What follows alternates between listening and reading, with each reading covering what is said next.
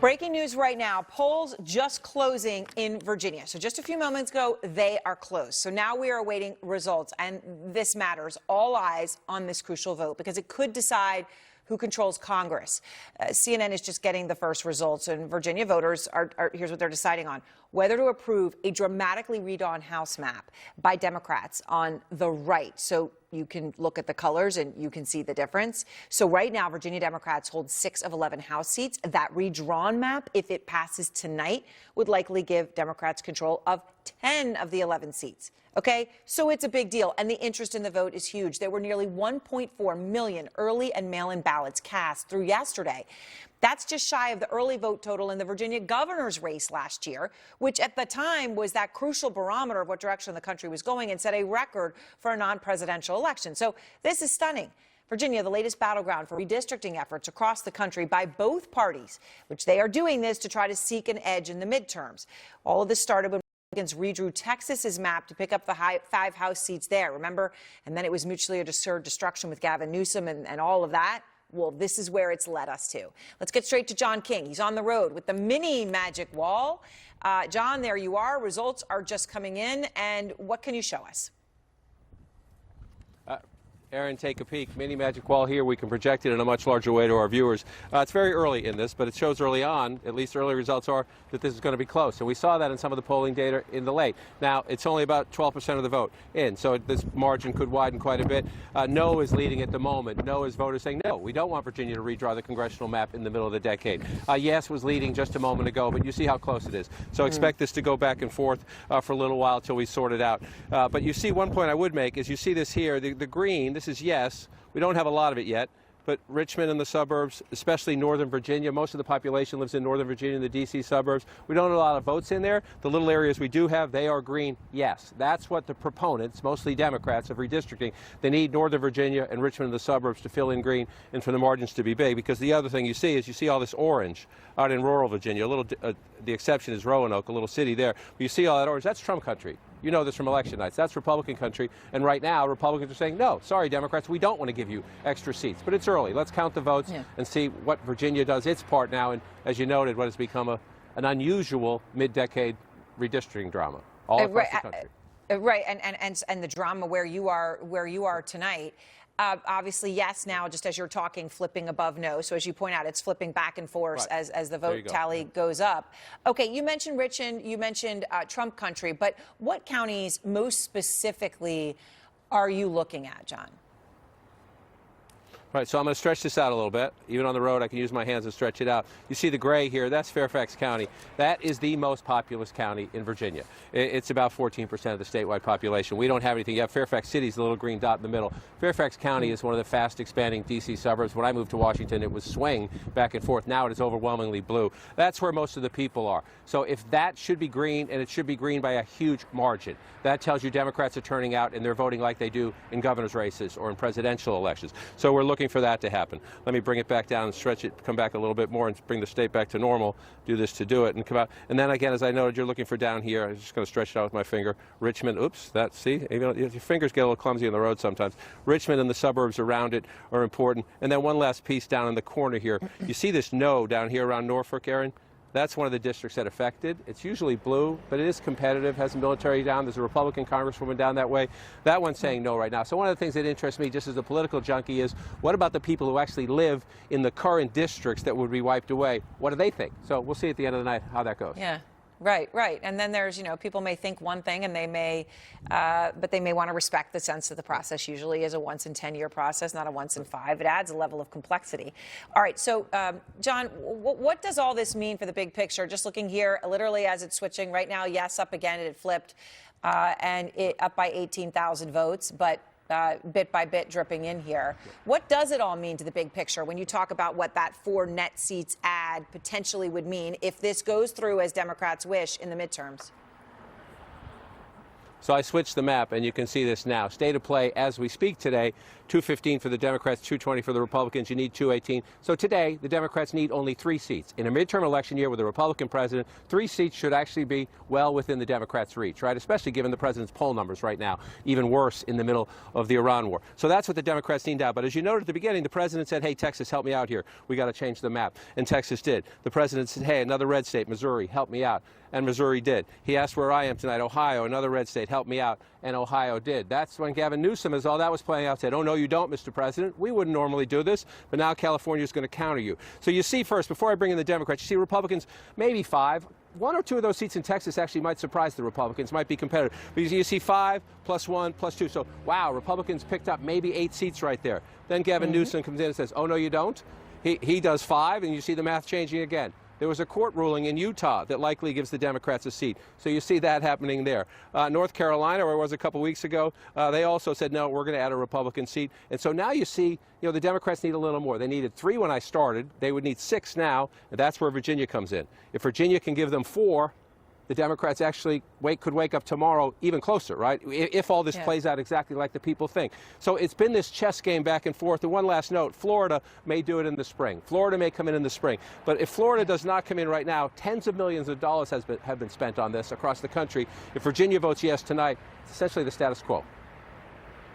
It's amazing for all of that, but it shows what's at stake if this does not go through, obviously, as you've laid out. Okay, sure does. John, you're there. These numbers are coming in, so we're going to be coming back to you momentarily because we're going to be getting results, and we'll see where we are and whether John is able to call this and see where we stand. So John will be back with us in a moment. Paul Reichoff and Jamal Simmons are here with me in the meantime. Jamal, when you hear John going through this and laying out that big map, right, of what it means for the midterms, but also tonight, and we watch it flipping back and forth. Now, we'll see. Fairfax County is crucial, right? That could make the whole thing be really close or not close at all. We'll see. How confident do you think Democrats are? Oh, I don't think anybody's confident at all about anything here. Here's the thing. These maps suck, Aaron. It's really not fun for us to be in the place where we're doing this as a country. But Donald Trump started it, so Democrats couldn't lay down. They had to get in the game and try to push back a little bit because, God forbid, they're in the middle of an election and they lose by 7 seats that Donald Trump got because he got these states to redistrict. Here's the thing. So you can't really clutch your pearls about this if you're a Democrat. You just got to swallow hard and go ahead and try to make sure that the Democratic Party stays competitive with the president. So, Paul, Trump last night called into a tele-rally, okay, to get Republicans, to get the turnout, right? And we were just talking about the turnout here. The Spanberger race, governor race, was epic, okay? And this might be even more. So he called into a tele-rally to tell Republicans to get out and oppose this. Here's what he said. This referendum is a blatant partisan power grab that nobody's really ever seen anything like it. Okay, so he said that. Of course, he was also the one who said something quite different when Texas was up to bat with their net 5. Here he is then. On Texas, how many more seats do you want the Republicans to draw? 5. Texas would be the biggest one, and So that'll be 5. are you calling then for a complete redrawing of the congressional map ahead of next year? Just a very simple redrawing. We pick up 5 seats. So I guess when it's benefiting him, it's a simple redrawing. We get 5 seats. But when it's the other side picking up 4, it's a partisan power grab that no one's ever seen before. Yeah, it is a totally broken system. Yeah, That's what I think it's hard to argue anything else. This is what a rigged political system looks like. And the Republicans tried to rig it first, and now the Democrats are responding, and we've got mutual annihilation for our democracy. And who's really losing here are the voters. What's really losing is democracy. I talk a lot with and for independents. We're 45% of the country and growing because of incidents like this. You've got the Democrats who actually only represent about 27%, Republicans about 27%. Most of us are somewhere in between or none of the above. And this is what all-out partisan warfare looks like. And the real solution we need is congressional action to create independent, congressionally redrawn maps that aren't decided by partisans. Because what you've got now is the players are also the umpires. And that's why this whole game is broken and not working. And American democracy is ultimately what's suffering.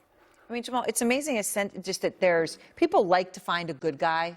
And when Congress is involved right now, it doesn't seem that anybody can find really a good guy. But, President Obama is out there, and he is one of the loudest voices pushing for the redistricting in Virginia, okay? Democratic, hero of the left. Here's what he said. By voting yes, you can push back against the Republicans trying to give themselves an unfair advantage in the midterms.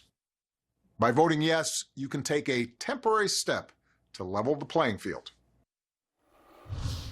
Who's the guy who does the cigar ads? I think he's on vacation in the Bahamas. I mean, I don't know the outfit. Okay. Yeah. Did he strategically with the buttons? Okay, but obviously he was against gerrymandering in other situations in the past. Again, Aaron, nobody likes this. This isn't fun. I think we probably agree with you on this question this is not something that we should be doing. The issue here is Trump started it. And so the only choice Democrats faced was to let it happen to them or to get in and try to fight back. I think there's another choice, which is don't engage in this and actually reform the system to make it fair. And I think especially when you're trying to vie for independent votes, voters will respond to that. They will see that you're doing the right thing for our democracy and not just for your side. Obama's the guy who used to say, when they go low, we go high. This is we go low, they go low, everybody goes low, and our democracy goes down. And that's what's happening here. Yeah, but that wasn't going to work inside of this. You can't get that done inside of this particular election cycle. And so Democrats are on the verge of being able to win the House back and push back against a president who, frankly, is just accumulating more power, doing more corruption. And I think a lot of Americans don't want to see that kind of power concentrated in one place. So, okay, Paul, just look at these numbers here. And this is early. You got 29% in. Okay, so we'll see. Right now, no, we do not want to redistrict. That would be the Republican view here, is up. Pretty substantially. But again, 29%, you're waiting for some huge counties. So this could completely flip again. But I guess just use these numbers in this very split second, Paul, to ask the question, what is the impact here if Democrats fail at this? When every headline has been, Democrats win the special election, Democrats win the special election, right? Republicans are going to get killed in the midterms.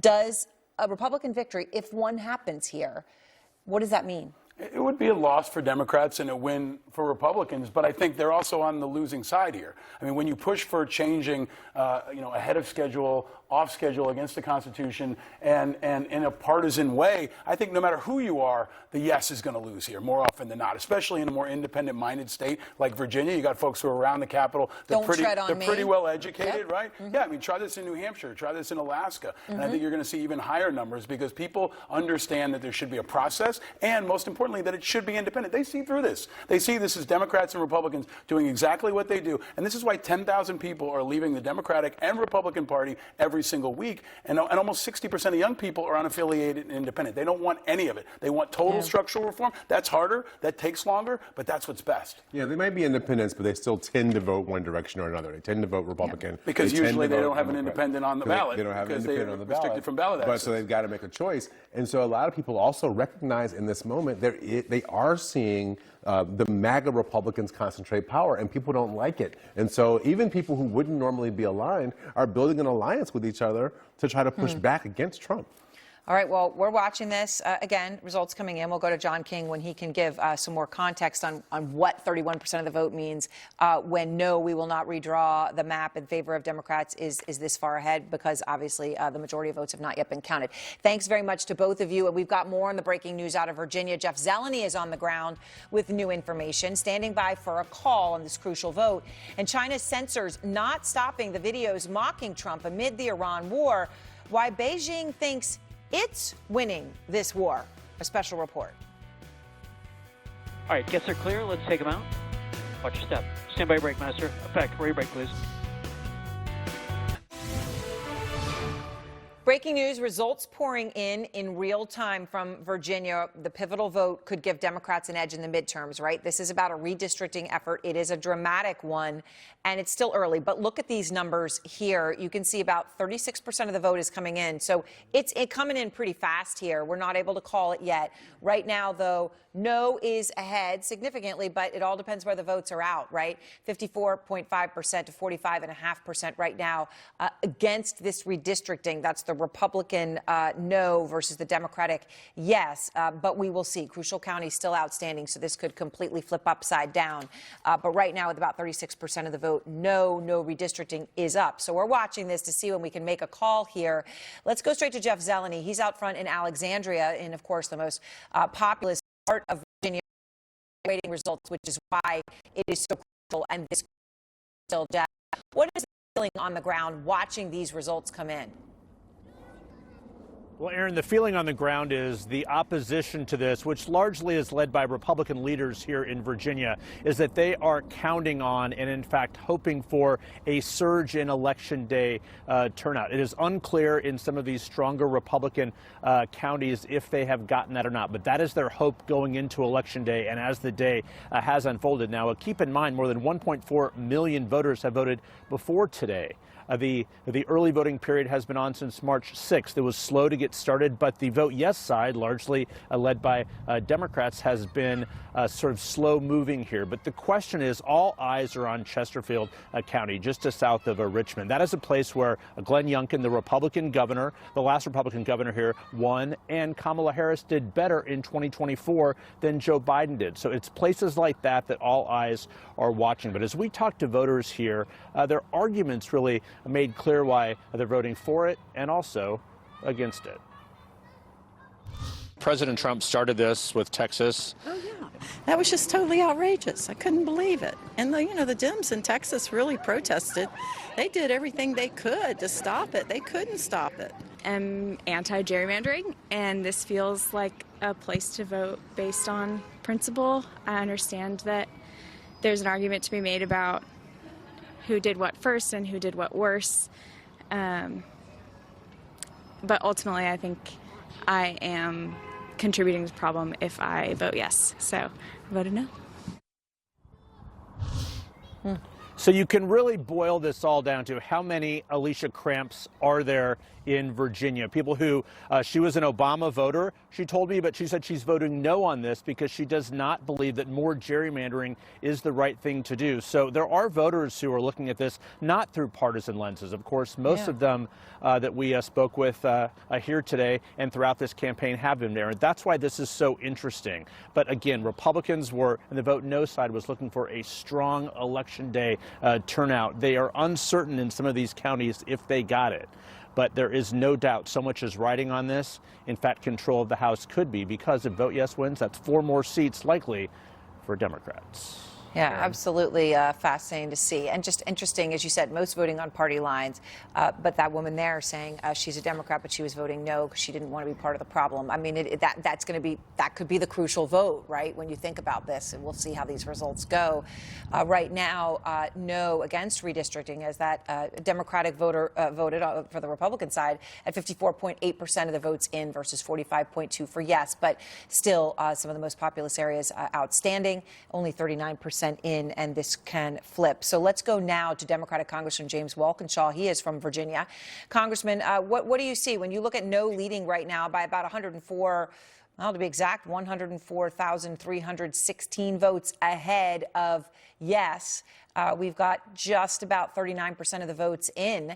Are you confident in how this is going to turn out? Do you think yes will flip to a win? I am very confident at this point that yes will prevail tonight. I wouldn't read anything into these numbers. What happens every election night in Virginia is smaller rural counties report their results much faster than the larger counties and cities, those in Northern Virginia, Richmond area, Hampton Roads. So we're still just starting to get results from Loudoun County, Prince William County, Fairfax County. And in the results that we have, we are outrunning Kamala Harris in 2024, and she won Virginia comfortably. So what we have thus far, the numbers look very strong for yes tonight. All right. So you're saying what you're looking at the early indications from those population centers, Richmond, you mentioned Hampton Roads, also Fairfax, that you're confident that yes, we'll have a victory. I mean, okay, in that context, Congressman, and we're just watching these numbers tick around as you and I are talking. So everyone, when you're watching, these are live numbers. You're watching 41% of the vote in right now. I know that you have supported, Congressman, a nationwide ban on gerrymandering. But obviously you support yes in Virginia. And I understand you support that because of what what Republicans did, with the redistricting in Texas. I mean, are you conflicted like that Democratic voter there where she said, okay, I'm a Democratic voter, but I don't want to be part of the problem, so I'm voting no? Or is this as simple for you as an eye for an eye in this case?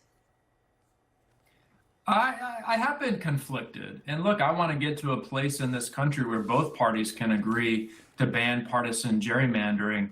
I've come to the conclusion that Republicans are only going to join us in that effort, and they've blocked that legislation in Congress that I described.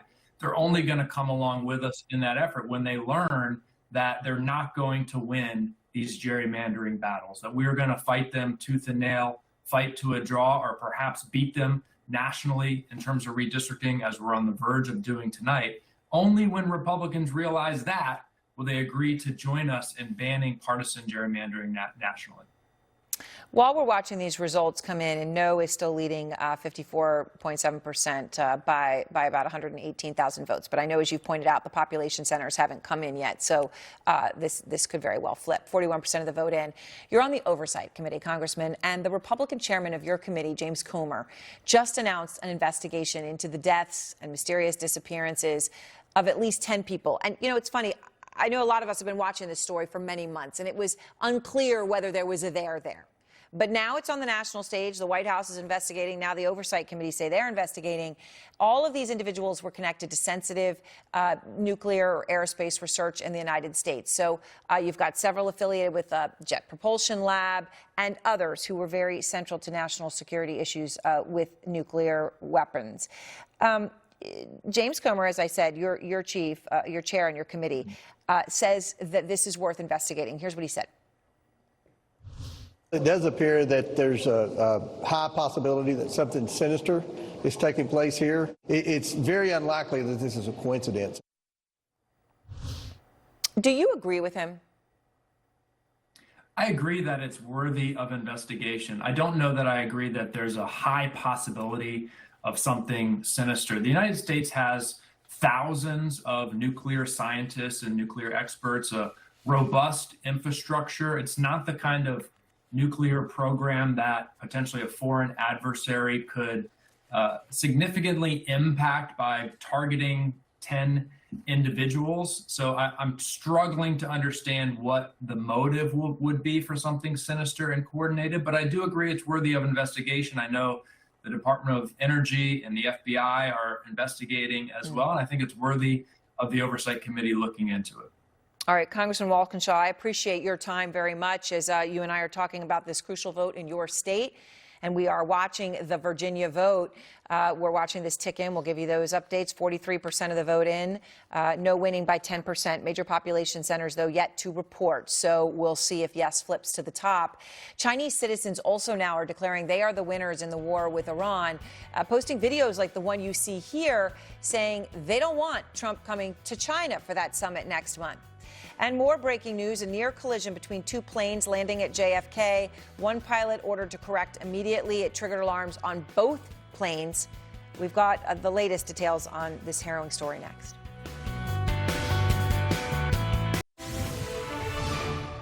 Breaking news, Iran dismissing Trump's ceasefire extension. And what we're going to show you here is one of the sticking points. As talk stalled, that is the U.S. seizure of an Iranian ship. So you're actually looking at this here.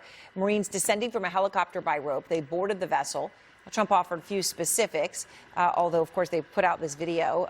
He did make this claim, though, today. We caught a ship yesterday that had some things on it which wasn't very nice. A gift from China, perhaps. I don't know.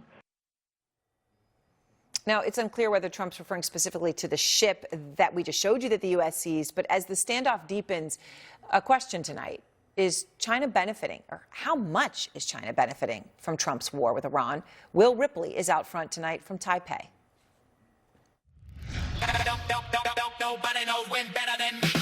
China's censors not stopping new AI videos like these, mocking President Donald Trump and the Iran war.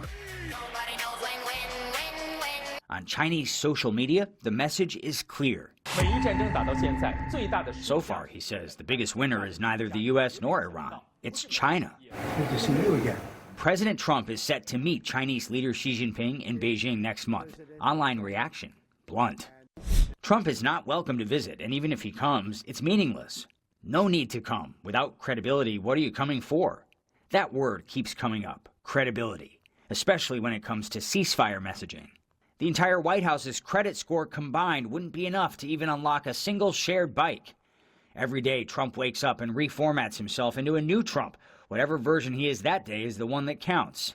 This whole thing is really about no nuclear. They cannot have a nuclear weapon. In China, political speech is tightly controlled, but criticism of Trump seems to be spreading freely. How does that change the dynamic of this meeting with President Xi? I don't think it does. I mean, he's somebody that needs oil. We don't. China is Iran's biggest oil customer. Beijing also dominates green energy and claims to be cutting oil demand by more than 1 million barrels a day. While others are still bashing their heads in over oil, we've already gotten ahead in the next era, he says. Solar, wind, batteries, and electric vehicles. Chinese carmaker BYD now overtaking Tesla in global sales. At the same time, pressure on the U.S. dollar, the backbone of global oil trading. This Iranian embassy post says it's time to add petro-yuan to the market. At one point, Iran considered allowing tankers through the Strait of Hormuz only if oil is sold in Chinese yuan, a senior Iranian official said. Some Chinese influencers say petrodollar is ending. Beijing's not fighting this war, but on China's social media, many are already declaring victory. And right when we started talking about censorship inside China, Aaron, the signal inside China went to bars and tone. While the U.S. is focused on the war, China's focused on what comes after across energy, currency, supply chains, and diplomacy. China really is trying to position itself right now to win, not by confronting the United States directly, but by presenting itself as the more stable alternative, Aaron. Yeah, amazing. Just watching all those videos. All right, well, Ripley, thank you very much. As I said, in Taipei and Taiwan tonight. And next, 2 pilots at JFK Airport forced to take quick action. Their paths began to collide.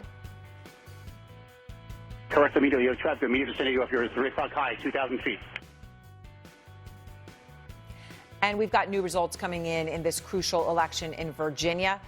The very latest here, as we are watching these, and potentially a big move about to come. 51% of the vote in. We'll be right back with a big update. All right, the breaking news, new results coming in Virginia. Special election on whether they're going to approve redistricting that would dramatically help the map for Democrats, get them multiple seats in midterms. Right now, no redistricting is ahead by about 88,000 votes. But it is crucial to say right now, some of the most populous parts of Virginia that are very Democratic are still outstanding. So this very well may flip easily to a yes vote. We will see. Right now, no is ahead, but we are still awaiting crucial votes. Even though you've got 56% of the vote in, what isn't in may tell us more than what is, but we will see. All right, and we have the breaking news as well here from the FAA investigating a terrifying near collision at JFK International Airport here in New York. Watch as Republic Airways Flight 4464, which was operating as an American Airlines regional jet, was cleared to land on runway 31 left. At the same time, Jazz Aviation Flight 554, flying for Air Canada, was approaching the parallel runway 31 right. Now, air traffic control reacted very quickly. Brickyard 44, you're flying through the approach course runway 31 left. Correct immediately. Your traffic immediate vicinity of your 3 o'clock high, 2,000 feet. It is incredible that they can speak so quickly and not mumble their words. You can then hear a second controller. Brickyard 4, you have traffic off your right side immediately at 2,000 feet, sir. Slightly above you now. We're correcting. Brickyard 4464. Anti-collision alarms went off in both cockpits. Thank God the planes did land safely. Thanks for joining us. AC 360 begins now.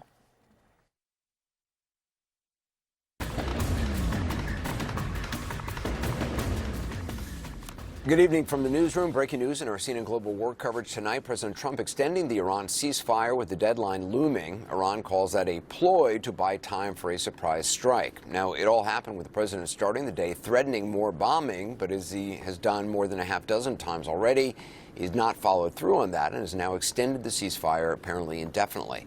With an initial 2-week deadline set to end today, yesterday President Trump pushed that back to Wednesday evening Washington time. That seemed to be predicated on Vice President Vance and the American negotiating team departing early today for talks with Iran in Islamabad. The president was asked this morning if the negotiations were going well. Would he push back the ceasefire deadline again? Here's what he said.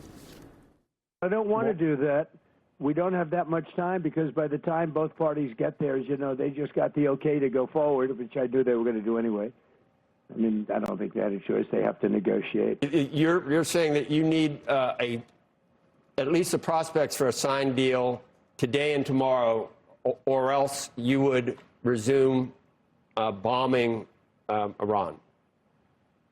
Well, I expect to be bombing because I think that's a better attitude to go in with. But we're ready to go. I mean, the military is raring to go.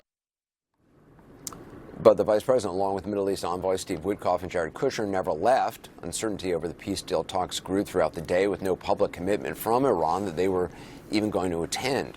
Around noon, CNN spotted Secretary of State Rubio arriving at the White House, followed by the vice president and the defense secretary later in the hour.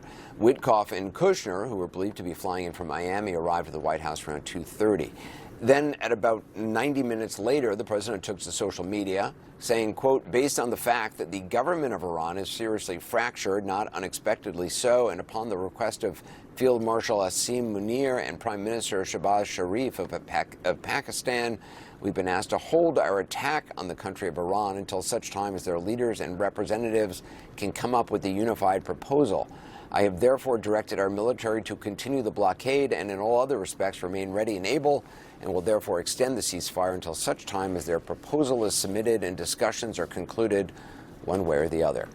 The president portraying this as something done at the request of Pakistan, certainly a far cry from his comments this morning and his rosy portrayal of the status of negotiations at the end of last week and into the weekend. They're willing to do things today that they weren't willing to do 2 months ago. If it happens, it'll be announced fairly soon, and that'll give us free oil, free Hormuz Strait. This process should go very quickly, and that most of the points are already negotiated and agreed to. You'll be very happy. How are we going to get the nuclear dust? We're going to get it by going in with Iran. We need the biggest excavators you can imagine, but we're going to go in together with Iran. We're going to get it, and we're going to take it back home to the USA. We'll have some information by the end of the day. We're talking to them. And, you know, we're taking a tough stand. They've killed a lot of people. A lot of our people have been killed. They've gotten away with murder for 47 years. They're not getting away with it anymore. Well, we now know that the president announcing negotiation points he said the Iranians had agreed to could have contributed to the ultimate failure of the talks that were held. Some Trump officials privately acknowledged to CNN that the president's public commentary has been detrimental. For now, the American blockade continues. The Department of Defense released this video. They say it shows them boarding an oil tanker in the Indian Ocean and that, quote, we will pursue global maritime enforcement efforts to disrupt illicit networks and interdict sanctioned vessels providing material support to Iran. An advisor to Iran's lead negotiator said the blockade is a siege that is, quote, no different to bombardment, and went on to say that Trump's ceasefire extension, quote, means nothing, end quote, and that, quote, the time for Iran to take the initiative has come. I want to bring in Caitlin Collins, CNN chief White House correspondent and anchor of The Source. So I understand you have new reporting on why the president decided to extend yet another ceasefire deadline. Yeah, Anderson, what we understand now from our sources is that in between that comment the president made this morning on CNBC when he said he didn't want to extend this ceasefire with Iran as it was set to expire, and between that announcement that he made at 4 o'clock today announcing that he was indeed extending it without giving any new end date to that ceasefire is a meeting that the president had with his core national security team at the White House. You saw a lot of them going in, as you just noted there, the Vice President J.D. Vance, Secretary of State Marco Rubio, Secretary Hegseth, the Joint Chiefs Chairman, the CIA Director. All of these people were there meeting with the president, and basically they were trying to decide, what they should do next, Anderson. Should the vice president get on his plane and go to Pakistan as he was scheduled to do today, and as basically all the logistics had been put in place for him to leave, or should he not go? And the question was really how serious the talks could be and whether or not they'd actually make real progress should he take that long trip and flight to Islamabad. And basically what threw a wrench into all of this was that the United States, Anderson, had sent the Iranians some broad points that they wanted them to agree to and say yes to before they even sat down at the negotiating table yet again. Basically, they wanted to see if they were serious and if they could actually make real progress. And what I'm told, Anderson, is that they had not heard anything back from the Iranians. That they had sent that proposal a few days ago. It had been virtual silence ever since then. Obviously, they were weighing, should the vice president get on a plane and go to Pakistan if they had not actually heard anything back from the Iranians. They were going to their intermediaries, as you just noted, the one that the president was praising there, Pakistan's army chief, trying to get an answer from the Iranians before J.D. Vance got on that plane, and basically had not heard anything. And that is what led the president today to come to this decision to extend this ceasefire. Now, the question is, why are they not hearing anything? Because the president has sounded very hopeful in recent days that they were close to getting a deal. As you know, just on Friday alone, when he was leaving the White House, he sounded extremely hopeful that something could happen here. And so what we are told is that they believe that there's a huge fracture in the Iranian leadership and that they can't really come to a consensus, or it's not clear that the negotiators going to Islamabad would be able to say, hey, here's how much uranium we can enrich. Here's what we can do with the enriched uranium we already have. And so those are still open questions. And a lot of that has to do with the Supreme Leader himself. It's not clear if he's giving directions according to what our administration officials are saying to these officials, or if they're just simply assessing what they believe he wants here. And that's really what was happening, at least behind the scenes today at the White House, that led to this. Interesting. Caitlin Collins, appreciate that reporting. Thank you. We'll see you at the top of the hour for The Source. Caitlin's going to be interviewing Senator Elizabeth Warren. Now to Pakistan, where the Prime Minister has thanked President Trump officially for extending the ceasefire with Iran. CNN's Nick Robertson is in Islamabad. Nick? Yeah, Anderson, it really feels as if the emotional/diplomatic roller coaster played out in full volume today. You had the Pakistani mediator, the foreign minister, saying that he believed that if the United States extended the ceasefire, that would allow the Iranians to get to the negotiating table with the U.S. team. Now, the Pakistanis have stayed very much in the sort of background here, just let both the United States and Iran do the speaking. So this was a pretty public position he took. And then the information minister here called on the Iranians to step up and make a commitment before the ceasefire expired. And the ceasefire was due to expire, according to the Pakistanis, right in this hour. So what the president has done here by extending the ceasefire potentially does get the Iranians back engaged, potentially does allow the vice president to come to talks, because the Iranians may actually come this time. If we listen to what the Iranians have been saying over the recent couple of days, their foreign minister, the sort of number 2 in the negotiating team, has said very recently that it is essentially a war crime that the United States is maintaining the blockade of the Strait of Hormuz and the Iranian ports. President Trump was very clear in his Truth Social post, he's not lifting the blockade, right? That's one thing. The main lead negotiator, the Speaker in Parliament from the Iranian side, has said that Iran wasn't going to come to the table and negotiate under the shadow of a threat. Well, it always seemed like the end of the ceasefire was going to be essentially that shadow, that cloud over the Iranians' head, that this was going to be pressure points on them in any talks. Now, that is the thing that President Trump seems to have removed in the equation here. Anderson? Nick Robertson. Nick, thanks very much. Joining me now, CNN national security analyst and former deputy director of national intelligence, Beth Sanner, and CNN political commentator and former Trump White House communications director, Alyssa Farrar-Griffin. Beth, I mean, yet again, another deadline set, another deadline pushed. What do you make of this one? Well, this was a tough decision for them to make. I mean, it was a real dilemma, right? They had basically 3 choices. They could bomb Iran. They could... Which they clearly don't seem to want to do. They don't want to do. And if they did it, it would lead to retaliation by Iran, and we'd be back at this again. So that's not a great choice. They could send Vance when the Iranians have never agreed to show up. Which would be embarrassing. Humiliating. Or door number 3, they could extend the ceasefire. And then with the added point here of maintaining the blockade, which I think they had to do, otherwise we would have looked like we were capitulating. So door number 3 was basically in a dilemma, the least bad of 3 choices. So here we are, and I think that it was the right decision to make. I think that Nick is right. It opens up this period now where we can negotiate. But my surmising, I'm kind of taking a little bit of points in addition to where Caitlin left us. If we were demanding that they respond to basically an ultimatum, you have to show up and they're not only if you agree to these things.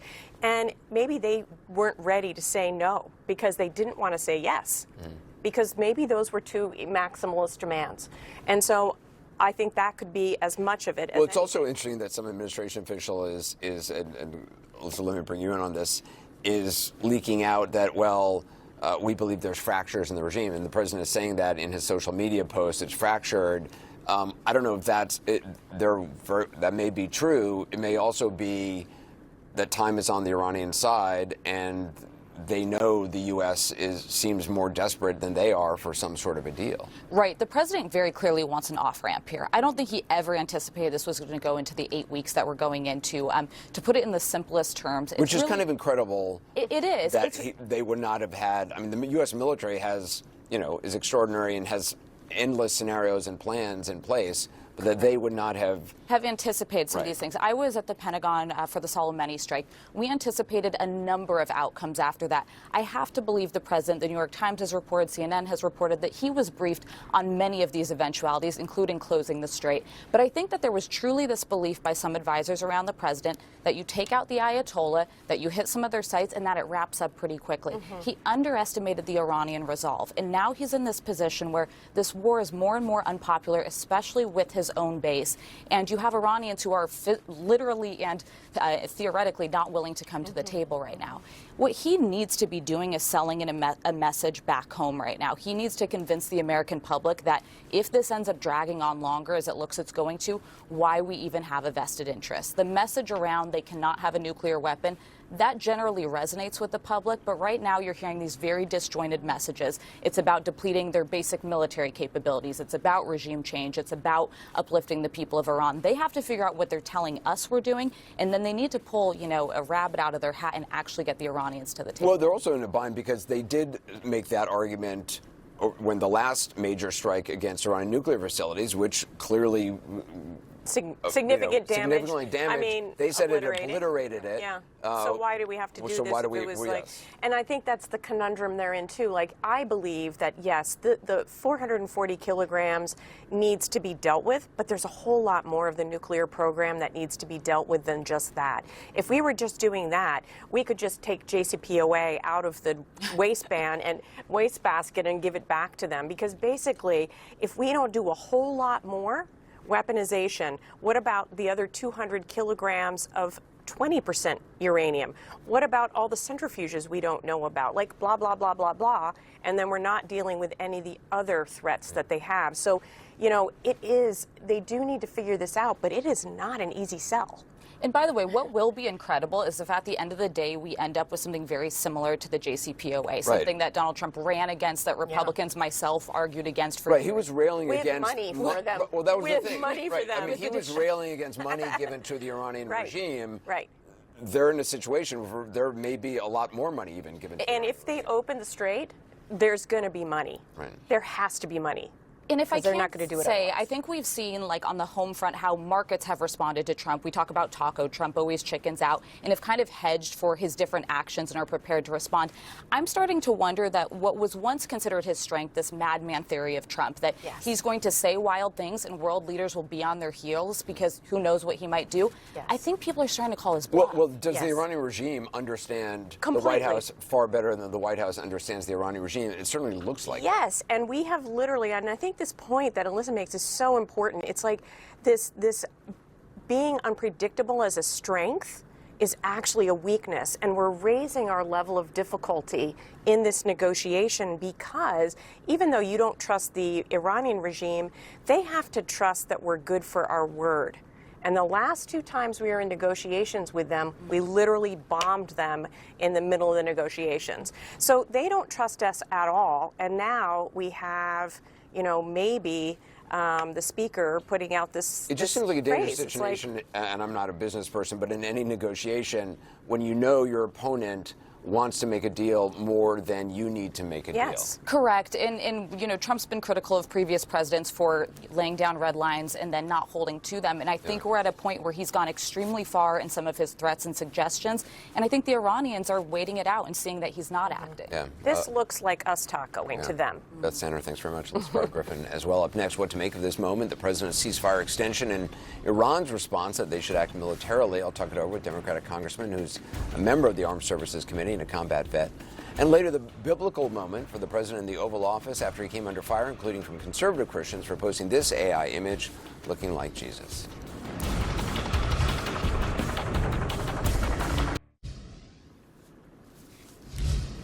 Our breaking news tonight, just after President Trump announced an indefinite ceasefire with Iran, something he repeatedly vowed not to do. An Iranian official threatened military action, and peace talks are called off for now between the U.S. and Iranian officials.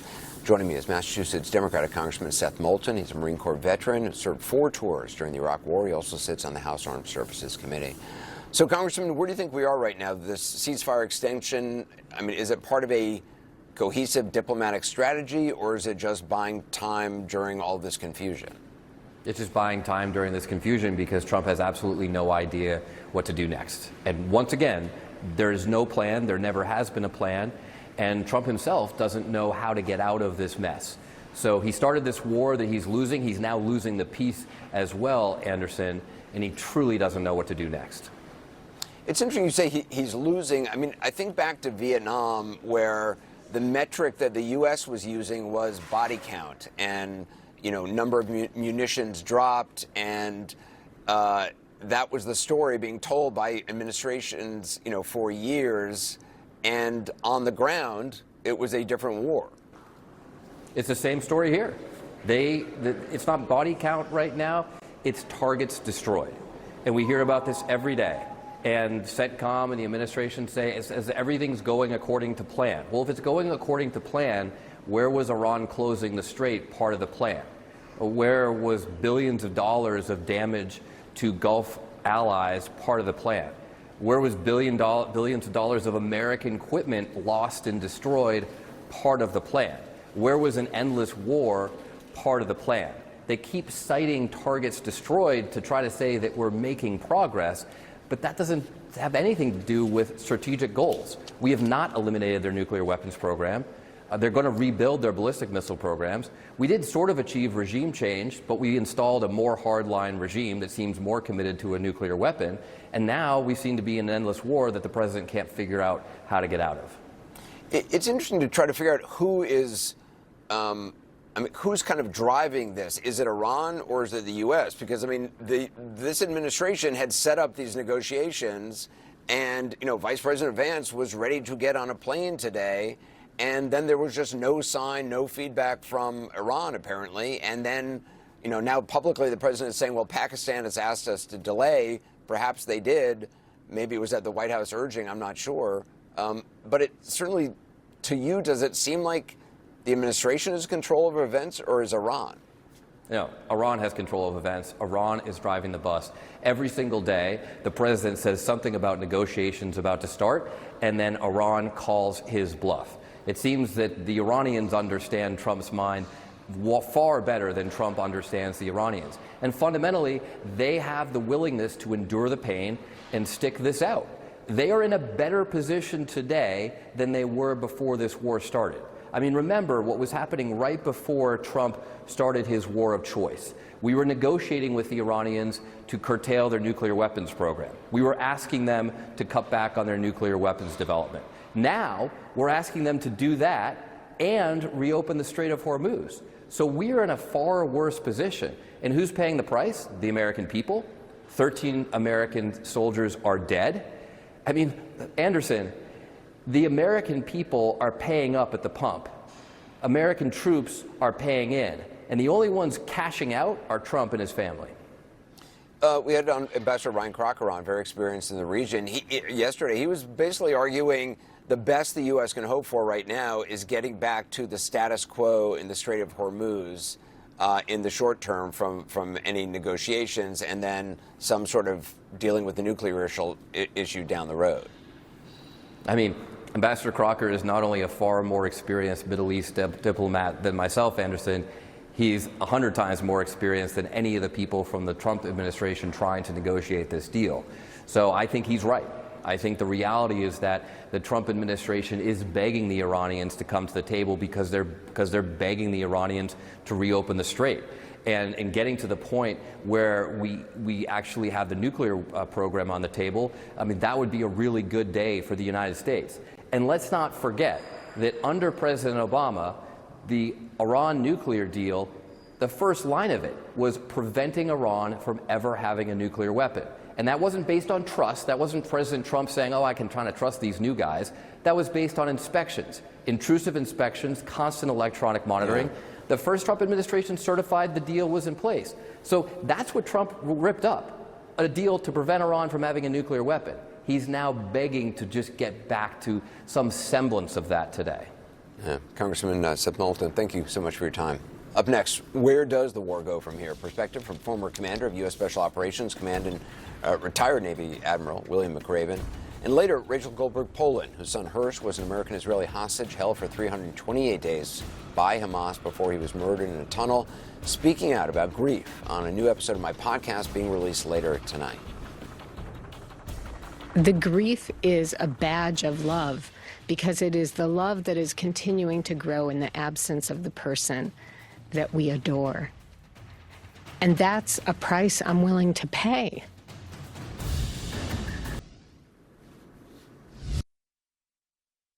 We mentioned U.S. forces boarded a vessel in the Indian Ocean overnight. It was previously sanctioned for transporting Iranian oil. Now the move comes as President Trump announced the blockade of Iranian ports will remain in effect while negotiations continue. I want to get perspective now from retired Navy Admiral William McRaven. He's also the author of an inspiring new book, Duty, Honor, Country, and Life, a tribute to the American spirit.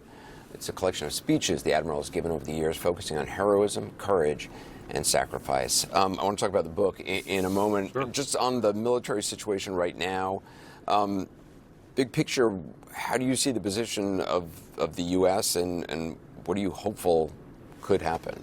Well, I mean, right now we're at an impasse. The fact of the matter is the Iranians aren't going to come to the negotiating table until we lift the blockade.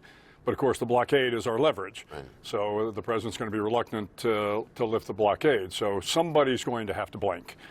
Somebody's going to have to make a decision that some sort of negotiated settlement is better than continuing the way we are. And I was listening to Seth Moulton before this.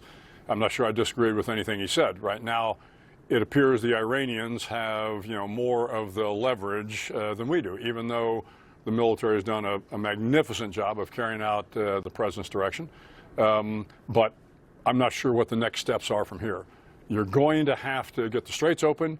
You're going to have to make some sort of resolution on the nuclear program, and I think that's still a ways off. Ambassador Crocker, who was on the program last night, who I mentioned, was saying that status quo would be the best you can hope for in the strait in the short term. Sure. For many negotiations. Do you think that's probably true? I would never disagree with Ryan Crocker. I think that's what everyone says who works with him. Well, that's because he was one of the finest that ever served. And I agree. In the short run, that's probably a good play.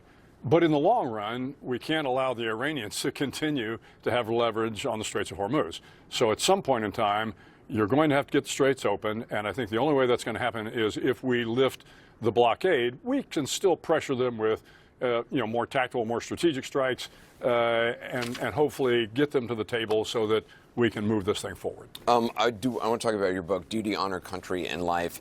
It does seem, it seems like it's such an important time for a book like this because, I have a 4- and a 6-year-old, and I worry about the kind of country and world that they are going to be stepping into. In one of your speeches to the New York Historical Society in 2023, you write, "For all our missteps in the past 247 years, and there have been many, we are still the nation and the world we are still the nation that the world looks to for help. We are still viewed as the good guys."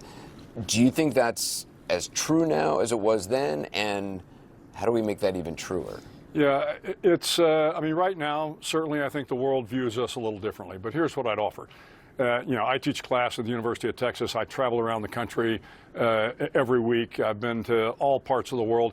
And I still believe that the American people believe in themselves. They believe that they are the good guys. They know that if we're going to keep this democracy going for another 250 years, that we're going to have to get back to some things that are important to us, that are baked into our DNA. This idea that I talk about in the speech to the New York Historical Society, this idea that we need to be good, we need to be smart, we need to be people of character and integrity, we need to have compassion, we need to show the world what good looks like. But you can't do that if you're continuing to undermine and criticize our allies across the world. We need, frankly, the president to be presidential, to represent the values that we think are important as America, the values of equality and justice and integrity and the rule of law. These are important. Because as you say, you travel around the country, as do I I see that all over the country in communities and in people and in students, and I don't necessarily see it on people on TV or in political life at times, but that is, for me, what gives me hope. Absolutely, as it should. And I wish those people had control over more than they seem to have control over. But they do. And this is the one thing that I tell audiences when I'm talking to them. I said, look, we've got problems. But you know who can resolve these problems? We can. It's still a democracy. We can vote people in. We can vote people out. We can use our voices. We have to make sure that this democracy continues by doing the things that we have always done. I do think, though, in this world of like the looming threat of AI, I mean, the benefits, but also potential threats of it. I'm not talking about military. I'm just talking like psychologically to our young people. I think like we've given up so much of those levers, and we're sort of just consulting ChatGPT. I don't agree. No, I don't agree. Good. And again, I have a chance to. I'm a catastrophist. I see the worst. Look, our parents, our guardians, our teachers, our coaches. Everywhere I go, I see people in America that still believe in these values that were part of the founding documents, the values that have gotten us this far. And this is what the book is about. This book, I hope, if you have any doubt about the future of America, if you have any doubt and you're losing a little faith in America, read a couple of these speeches. And again, my speeches are stories, and they're stories about people that have inspired me. Your speeches are legendary. Well, thanks. But these are speeches that about other people. And again, I think you'll find that America continues to be the good guys below the daily news that we get. And like I said, I love this young generation. I'm the biggest fan of the millennials and the Gen Z that you'll ever meet. And I think they are the future, and we're going to get through this tough time. Admiral, it's really an honor to have you here. My pleasure. Thanks so much. The book, again, Duty, Honor, Country, and Life, a tribute to the American spirit. Up next, more breaking news. Virginia voters go to the polls, weigh in on a redistricting ballot measure. Democrats there are seeking to dramatically redraw the congressional map. We'll see what voters think. John King will have the latest results. And after posting an AI image of himself being embraced by Jesus, President Trump, blurring the line between church and state, takes part in a marathon Bible reading event from the Oval Office. More on that ahead.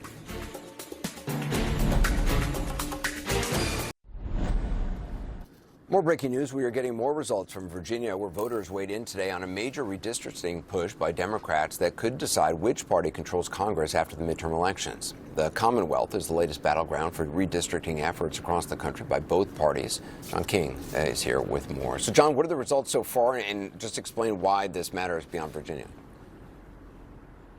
Anderson, I have that mini magic wall with me because we're on the road. We can show it on a bigger screen to our viewers, and you can see 51 to 49 or 51 to 50 if you round that up, which of course is not math that works. But it's a nail biter. We have a nail biter in this critical piece of mid-decade redistricting chess, and tonight it's the Commonwealth of Virginia. No, meaning do not redraw the map, do not help the Democrats get more seats, is leading at the moment. But you see that tiny margin, 22,000 votes. Just an hour ago, that was above 130,000. So what's happening? I just want to show you right now as we look. Where are we? And we're waiting for this to play out. Let's bring this down in here. Oh, wrong one. Let me touch the button here to bring this in. What are we waiting for? This map tells you here, if you're confused, the bigger the circle, the more outstanding votes. We're still waiting to count votes. And where are the circles biggest? They're green. That's yes. So we're waiting for more votes in places that are voting yes, which is trailing at the moment, but that tells you Northern Virginia, that's the most populous part of the state. Richmond and the suburbs down here in the center, that's the capital and the big suburbs there. Yes, there are some areas where no is leading. You see those other orange circles as well, but the giant green circle here in Northern Virginia tells me that the yes forces still have a chance because that's how they win statewide races. That's where they win statewide races. So we need to let this one play out. I'll come back to this in a minute and we'll see if the vote count changes even as I'm talking. It has even when we were just doing that. You see now it's just yes is now ahead. So there you go. As votes come in, you're having a conversation about where you're missing votes, and votes come in, Anderson, and yes is now pulled ahead by 11,000 votes. Why does this matter? Well, let me switch maps for a minute and I'll come back to that vote total again in the end to check on it for you. Remember, President Trump months ago said, hey, it's a midterm year. Hey, we are likely, Republicans are likely to lose the House. I want help from red states. So here's the margin right now. Democrats need only 3. With a Republican president, as unpopular as President Trump is, Democrats are going to retake the House if the election is held tomorrow. The president knows that. So he said, hey, Texas, give me some seats. So Texas redistricted. They think 5, although I think 1 or 2 of those races actually might surprise Texas Republicans in being competitive. Missouri, a Republican state, said, sure, Mr. President, we'll help, and they added a seat. Where I am tonight, Ohio. Ohio redrew its map. That's 2 seats. North Carolina has redrawn its map. That gives the Republicans probably 1 more seat. You see what happens over here on the left side.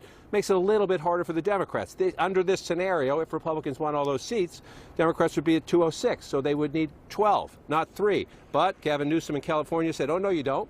California's going to pass a plan, and they get 5. Then there was a court ruling in Utah where they get another one. You see the Democrats are coming back. Now it would be only 6. So if Virginia tonight says, we'll give you 4 more to the Democrats, look what happens. You're essentially back at the status quo, or a little better for the Democrats than they started without all this redistricting. One other wild card, and then I'll check the vote total. Florida State still may do this in the spring.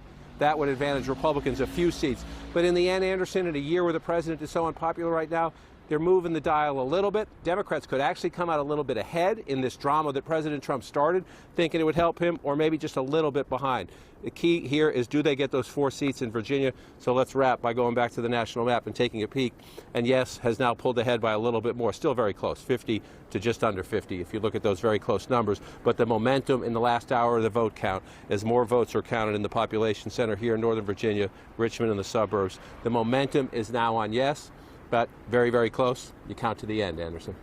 All right. John King, thanks very much. Tonight, President Trump took part in a Bible reading, part of a week-long event called America Reads the Bible.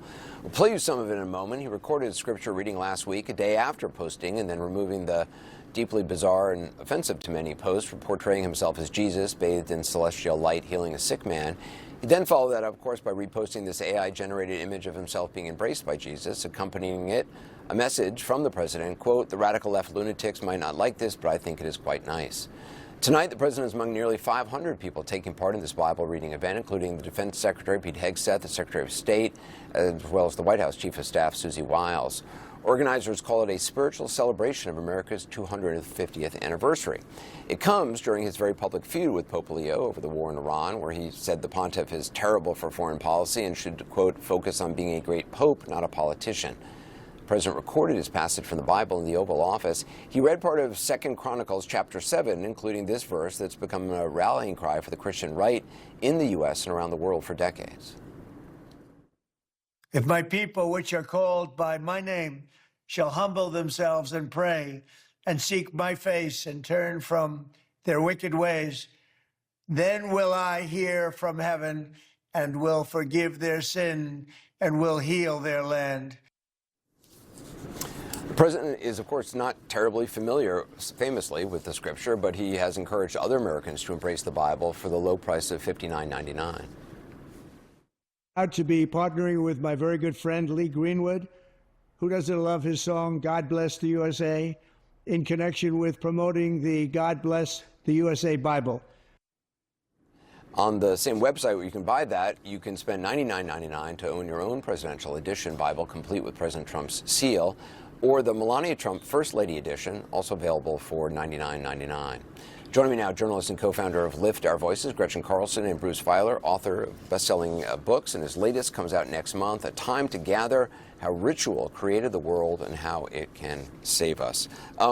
Bruce, what's your take on this Bible reading from the president? I watched a lot of it. The first thing that jumped out at me was how low tech it was. It was largely basically a camera on a person reading from note cards. I see you nodding your head. Like if they expect that's going to change the minds of young people weaned on TikTok, that's not going to happen. If they're preaching to the choir was sleeping. But I think that we should say that presidents have quoted scripture throughout history. Washington, sure. Lincoln, Carter, Reagan. The difference here is you're in the Oval Office, behind the desk, advocating and associating yourself with a specific sect, especially when the trend for 70 years now, right, has been much more pluralistic. Right? It was Eisenhower first used the phrase Judeo-Christian, right? We had George W. Bush talking about the Abrahamic faiths. I talked about him in the Oval Office after he read my book on Abraham. So what Trump and Hegseth together, like using this crusader language to talk about destroying civilizations in the name of Christ, that is really perilous when they have control of this military. And you made the point, and we were talking about it off camera, 2 Chronicles, like that was invoked on January 6th. And it talks about humbling yourself before a leader, and that leader will save you. And in the text, it's clear it's God, but Billy Graham's daughter, others have clearly said that they think that it's Trump, and as Trump in his own mind. It's not a coincidence that he is. That is not a coincidence. It's not accidental. It's extremely purposeful. What do you make of it, Gretchen?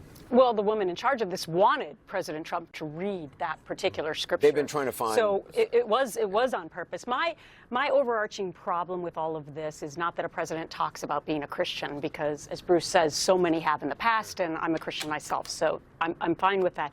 My concern is that I believe all of this sort of equating himself to Jesus Christ is on purpose, because a lot of people in the MAGA movement sort of see Trump as a savior of them, sort of as their Jesus Christ.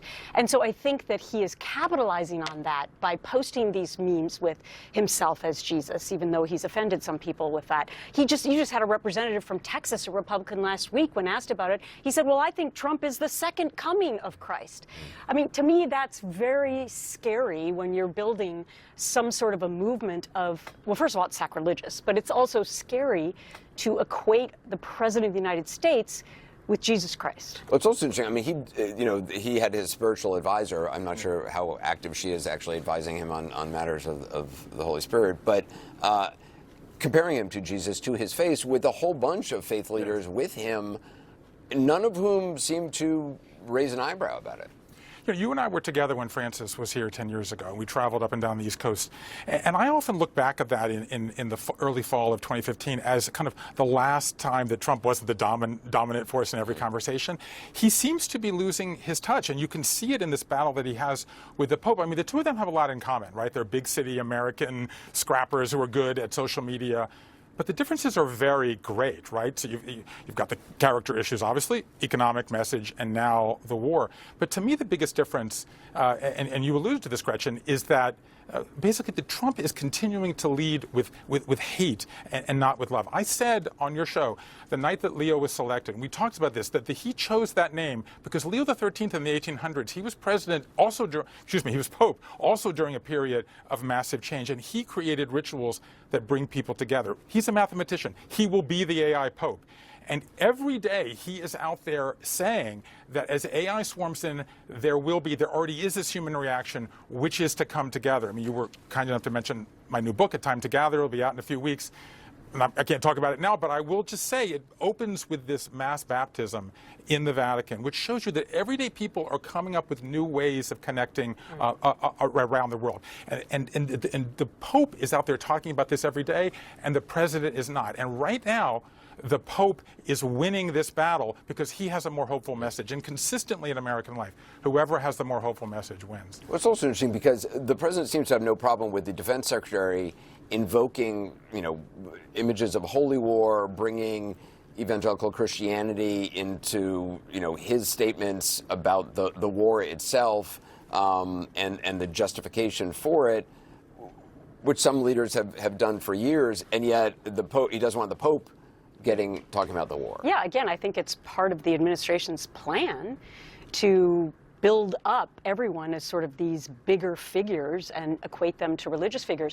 With regard to Hegseth, look, I was completely offended last week when he did that press conference and compared journalists who are covering the Iran war to Pharisees in the Old Testament of the Bible. I mean, the Pharisees were the enemy of Jesus at that time. So in other words, if you have the guts to ask questions, or you dare to, then you are the enemy of that. And let's also keep in mind that Pete Hegseth is part of the nationalist Christian movement in America, which has a lot of things that a lot of people really disagree with. The biggest point being that they don't believe women should vote anymore. So I had a lot of problems with what he said last week, as many Americans who've been brought up in the Judeo-Christian culture should have had a problem with. Yeah. Bruce Feiler, Gretchen Carlson, thank you so much. Appreciate it.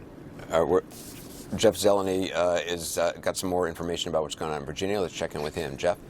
Anderson, now CNN can project that the redistricting effort in Virginia has prevailed. That means the vote yes side, which largely will give Democrats up to 4 more seats in the House of Representatives, has defeated the vote no side. You can see the numbers there on your screen. They are still coming in, and one of the reasons that we are projecting this now is that the vote in Fairfax County, which is a largely Democratic area, often slow to come in on election nights, but it's now beginning to come in. So when you look at that, as well as the Democratic vote in other Democratic strong areas, this is what is projecting the yes side of this. Anderson, if you step back at this, really a year into this redistricting fight that the president started with the Texas effort, followed by California, and now Virginia, it really is about a wash now. And in fact, Democrats will prevail slightly in the overall map in terms of the number of seats that have picked up. So largely the gambit that the president started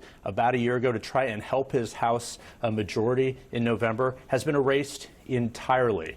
The enthusiasm is still on the Democratic side, there's no doubt. There will be long-term questions about this Virginia redistricting effort, going from 6 Democrats and 5 Republicans to 10 Democrats and 1 Republican. But clearly, as so many voters have been mentioning to us over the weeks, fight fire with fire. So that's what Democrats did there. So for Hakeem Jeffries, the Democratic leader, who clearly was central to this effort to push Virginia Democrats to go to the map and really expand this significantly, this is a major win for him. So overall, the vote yes side is going to prevail. CNN is projecting so a big deal in the midterm election fight now just 6 months away here in D.C. Anderson. Thanks very much. Appreciate it. Up next, the parents of Hersh Goldberg Poland, American-Israeli hostage held captive for 328 days before he was executed by Hamas. They share their grief and how they are living with loss in a new episode of my podcast being released tonight. And it's Hersh who helps me. I have him in my head and on my shoulder and in my ear, and I think he's saying, live, find joy, celebrate, dance, be happy. And I'm trying to listen to him. That's it for us. The news continues. Source with Caitlin Collins starts now. See you tomorrow.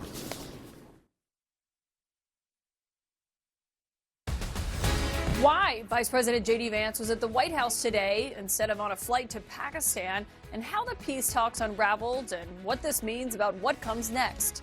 I'm Caitlin Collins, and this is The Source.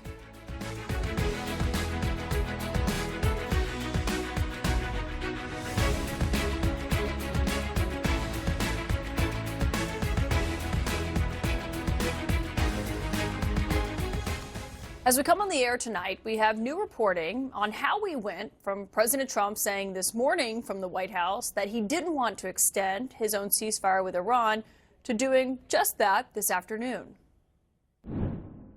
But the deadline for the ceasefire is tomorrow. If it looks like things are progressing, will you not necessarily extend it to a definitive amount of time, but will you let it keep going if there's progress in the talks before taking... well, I don't want to do that.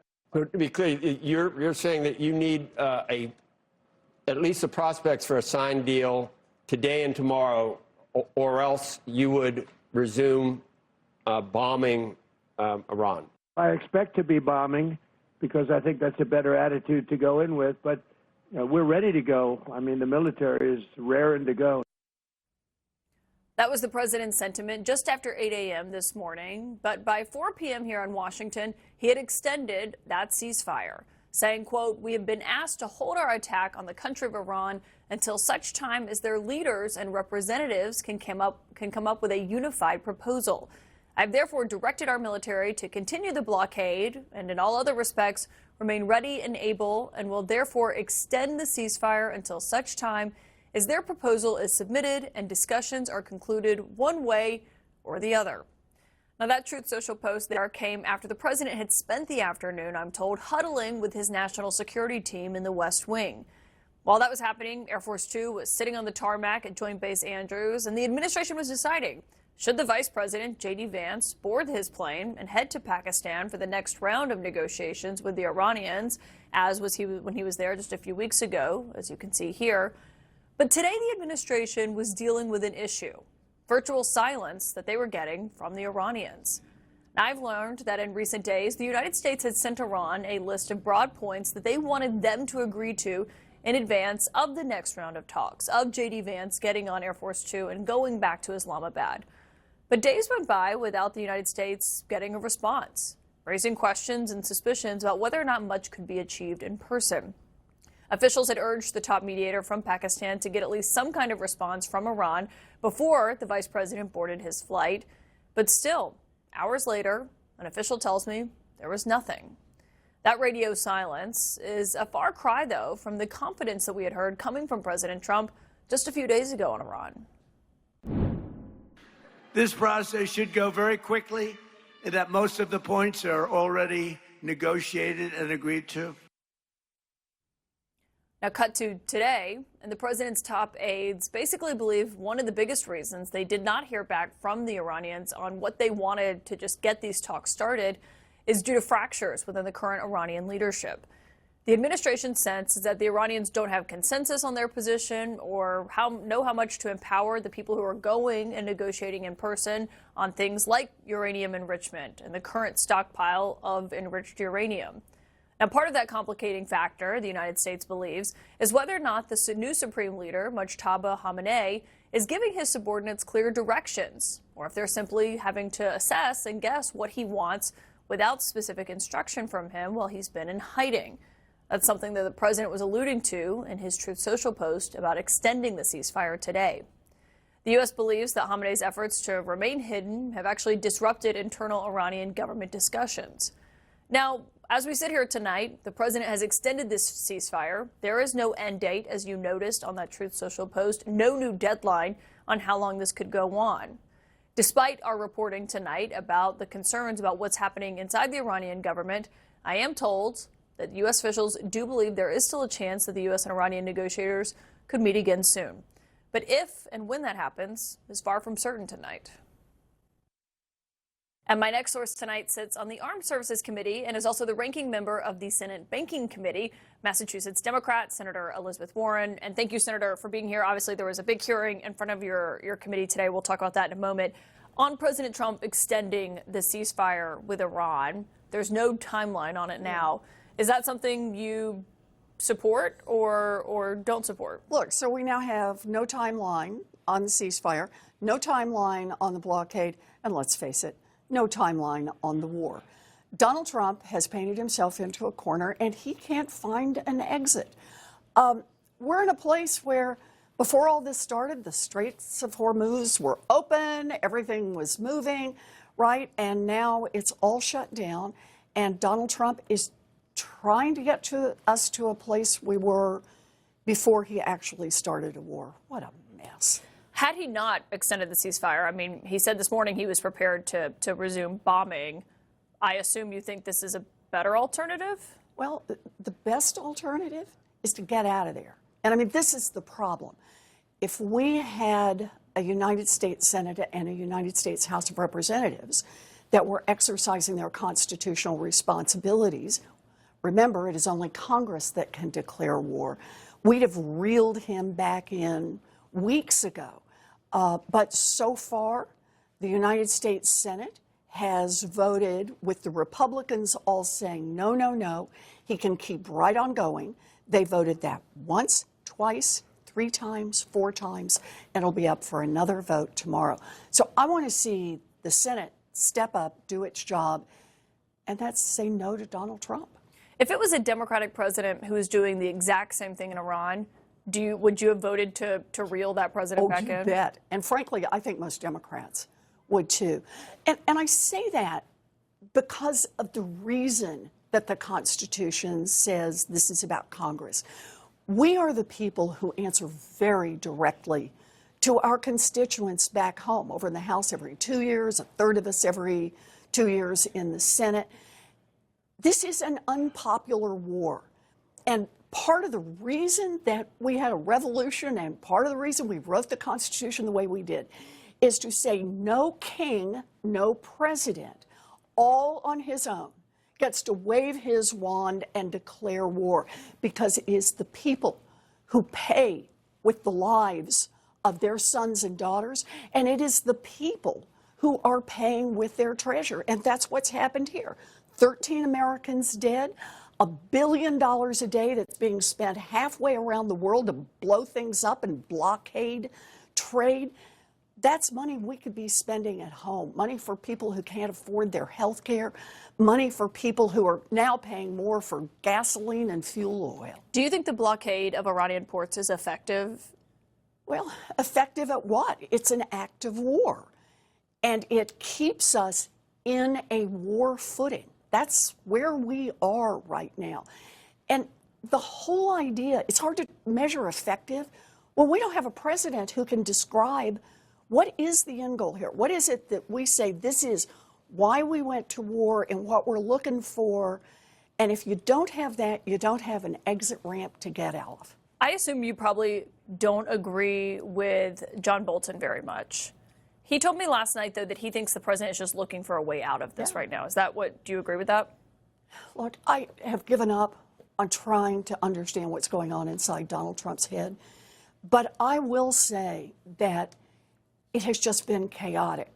How many different descriptions of both why we went to war, what we're trying to accomplish in this war, how well we're doing in this war, and everything from a generous ceasefire to we're going to destroy an entire civilization and eradicate these human beings from the earth.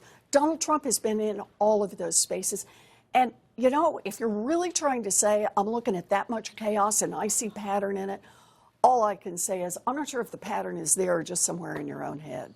I mentioned what was happening in front of your committee today. The president's pick to run the Federal Reserve was testifying. It was his confirmation hearing. You questioned him. Here's part of that questioning. Mr. Warsh, did Donald Trump lose the 2020 election? We try to keep politics, if I'm confirmed, out of the Federal Reserve. I'm just asking you a factual question. I need to know, I need to measure your independence and your courage. Senator, I believe that this body certified that election many years ago. That's not the question I'm asking. I'm asking, did Donald Trump lose in 2020? And I'm suggesting you in 2020, the Fed made a huge inflation problem, and you certified the election. So let me ask you another question. Out of monetary policy. In our meeting, you said you would be independent. You also asked about his financial holdings and his where he breaks with the president. Why was his view on the 2020 election a litmus test for independence for you? Well, remember the importance of independence, and that is we've got two choices with the Fed. We can have a Fed that is primarily making decisions based on their best understanding of the numbers, where we're headed on inflation, what unemployment looks like, what kind of worldwide events like tariffs could end up affecting all of that, and doing their best to decide monetary policy based on that. You can agree with them, you can disagree with them, but that's the intent. That's what an independent Fed is all about. Now, there's a second kind of Fed, and that's the kind of Fed Donald Trump wants, and that is a political Fed. A Fed that answers to the President of the United States and does exactly what the President wants. And why does that matter? Because we're about to roll into an election 6 months from now, and Donald Trump has a huge problem on the economy. Remember his promise? On day one, he would lower costs. Prices are up for groceries, prices are up for healthcare, prices are up for housing, prices are up for gasoline, for electricity, up, up, up. So Donald Trump... You think he's going to lean on his Fed chair? Oh, do I think he's going to lean on his Fed chair? I just listened to Donald Trump. He has said his Fed chair will do what he wants. And here's the thing, not just because that's Donald Trump's opinion. Look what he's already done. He has brought criminal charges against the current sitting Fed chair over the renovation of a federal building, brought criminal charges, which the courts have said there's nothing here. There are no facts to support this. He doubles down and doubles down again on that, not just for Jerome Powell, but as a warning to every one of those governors on the Fed that they better toe the Donald Trump line or they're going to be in real trouble. That is not an independent Fed. Yeah, they're trying to charge him. They haven't succeeded yet. But on that front, before I get to that, the president said today he would be disappointed if his Fed chair does not lower rates immediately.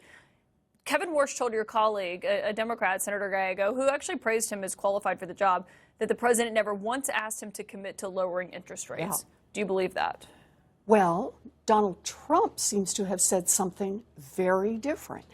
And Senator Gallego quoted that at the hearing after Mr. Warsh had said that Donald Trump had never asked him. And that's the real point here. The stories between Donald Trump and Kevin Warsh don't line up. One of them is not telling the truth here. Which one do you think that is? In this case, Donald Trump's saying over and over and over how much he wants Kevin Warsh to lower those interest rates, and that he has made that clear to Kevin Warsh. It's Kevin Warsh who seems to have backed off here. You all brought up connections to China and Jeffrey Epstein with Kevin Warsh today in terms of his financial holdings. Yeah. He says that he's in compliance and has promised to get rid of him. Do you have any evidence connecting him to China or Jeffrey Epstein? Well, what we have is a $100 million secret.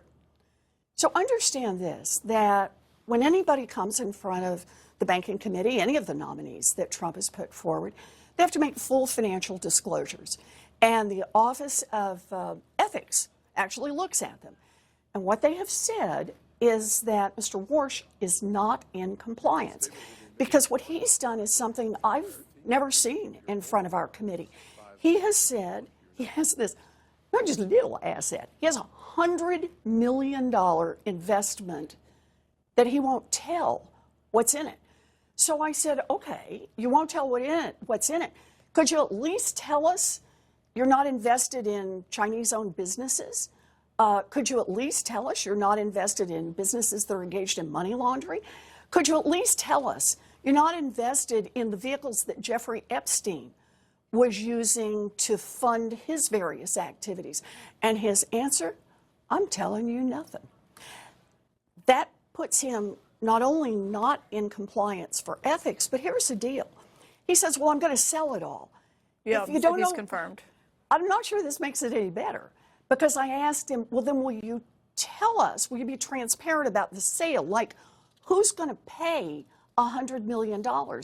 Is it going to be the person that he calls out at the beginning of his hearing, Mr. Druckenmiller, who makes his living, makes his fortune off betting on what the Fed does next? Is he going to be the guy who writes a check to Kevin Warsh for $100 million? And does that make you feel better about his independence? Well, and Senator Tillis was arguing that he is in compliance in his view. But in terms of whether or not Kevin Warsh gets confirmed, I mean, Senator Tillis, a Republican, is saying no one's getting confirmed until this investigation into the current Fed chair, Jay Powell, is dropped. The president said last week he does not want to see it dropped. I mean, that's really more of a question of putting his qualifications aside. If he gets confirmed is up to this. Should this investigation not be formally dropped, and I'm not even sure what that would look like to Jay Powell's, what he wants to see, do you expect him to stay on as the Fed chair? What are you going to see here? Because the president says he'll fire him. The president says he'll fire him if he tries to stay on. The president's already claimed he was going to fire him. And, of course, he's trying to fire Lisa Cook as well. He's gone after another Fed governor. Look, Donald Trump is trying to assert dominance over the Fed. And he's trying to do it, even though the law is not on his side, but he wants to scare every one of those Fed governors. Because understand, they have to go to court, they have to hire lawyers, they have to spend a whole lot of time going back through their own records, right? They have to get out there and defend themselves on charges that are completely bogus. And for Donald Trump, that's a win-win. Either they tuck tail and run, or they spend lots of money, spend lots of time, spend lots of resources, and every other Fed governor looks over and says, so what do you think happens here? Look, Donald Trump is the one. Let me put it this way. I want to see lower interest rates in America. I want to bring down the cost of credit cards and home mortgages and car loans. But you know the best way to do that is for Donald Trump to stop the tariffs, is to stop the energy policy that's driving up costs, and to stop dropping bombs halfway around the world. We need policies that actually help support families and bring down costs. And Donald Trump is determined more chaos and more costs for the American people. Senator Elizabeth Warren, thank you for joining us here tonight. You bet. Good to be Appreciate your with time. you. Up next, we have more of our new reporting on why the president extended his ceasefire with Iran. What happens now? Also, breaking news this hour, as CNN can now project Virginia voters have approved a Democratic plan to dramatically redraw the state's congressional map, what that means for the midterms. We have some breaking news tonight, as CNN can now project that Virginia voters have approved a Democratic plan to dramatically redraw the state's congressional map.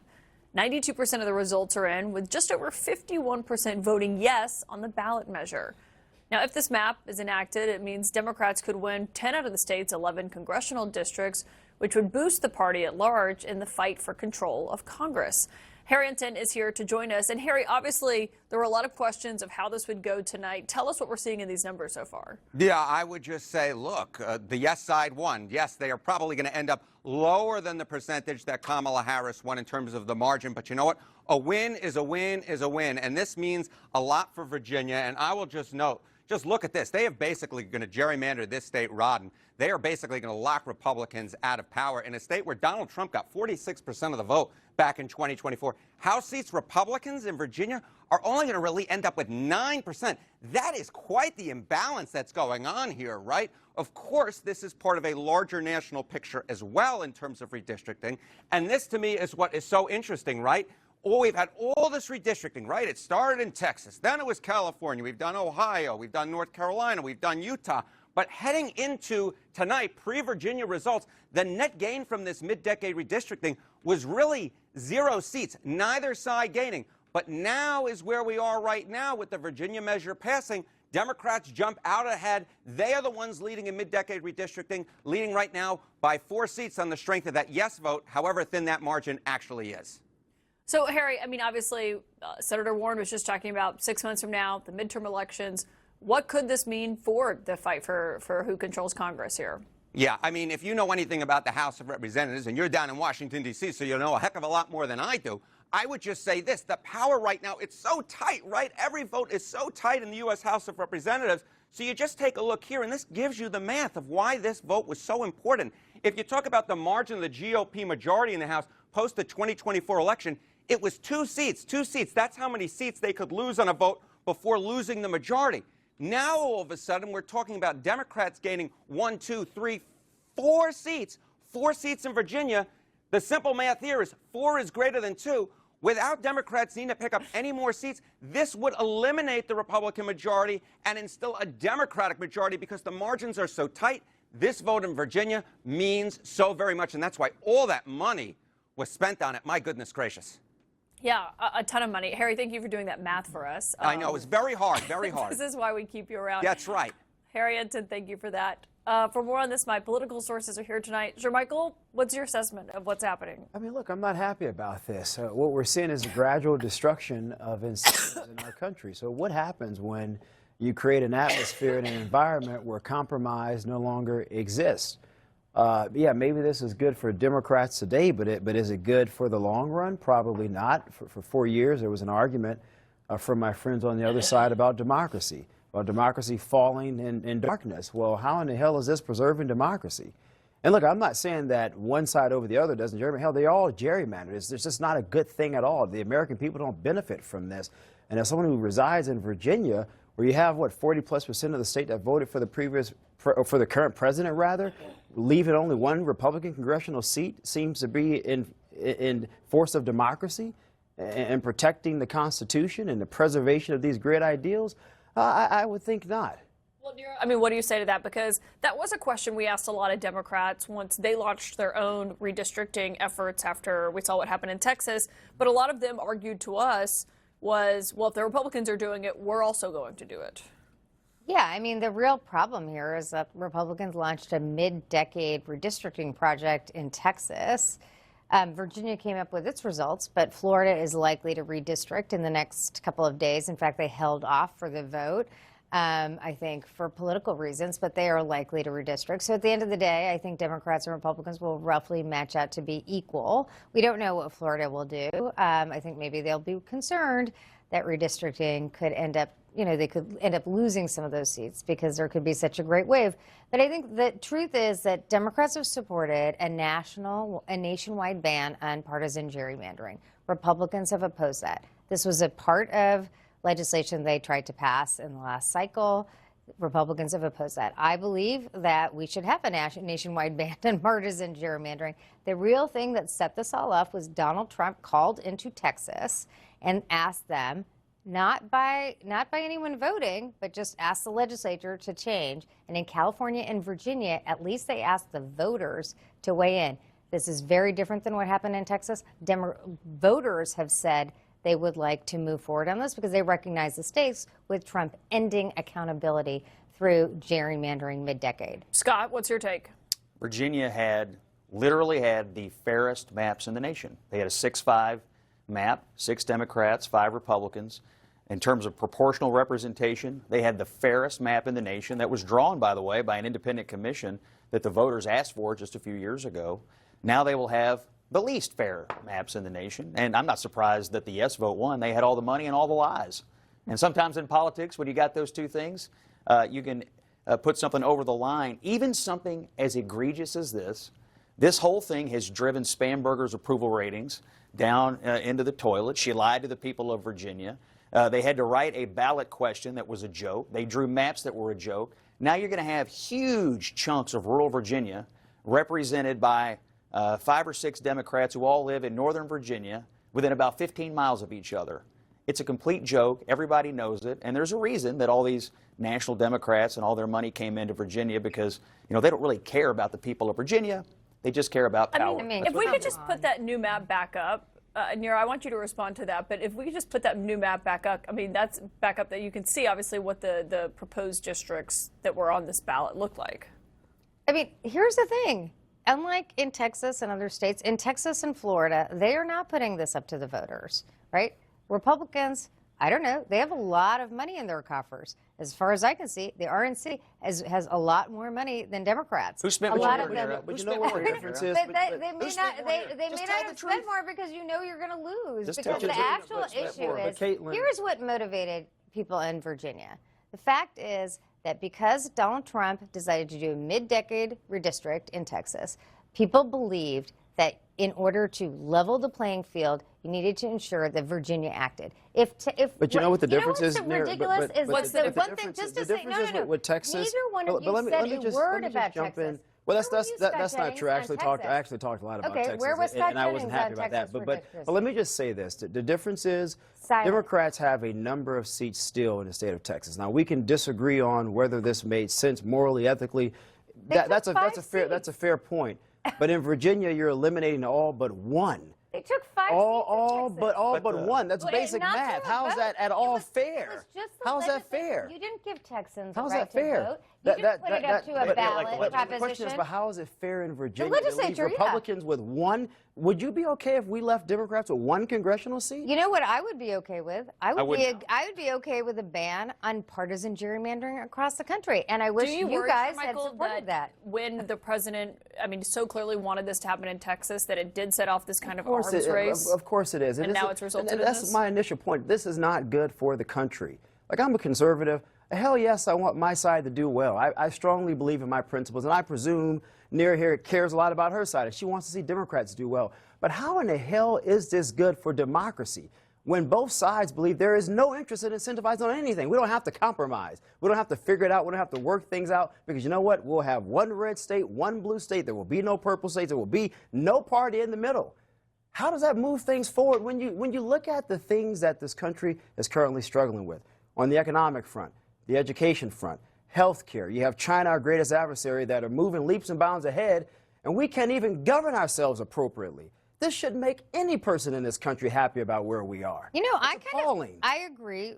I just think the way to have dealt with this is to have a ban on gerrymandering in any of these states. Mid-decade redistricting is really something has really happened very rarely. North Carolina did it a few years ago. But we should really most people are used to decennial. Most states are used to it, like doing it every decade. We should do it, and we should actually abandon all this. And I wish Republicans had joined with Democrats. Scott, if you were a member of Congress, would you vote to ban gerrymandering?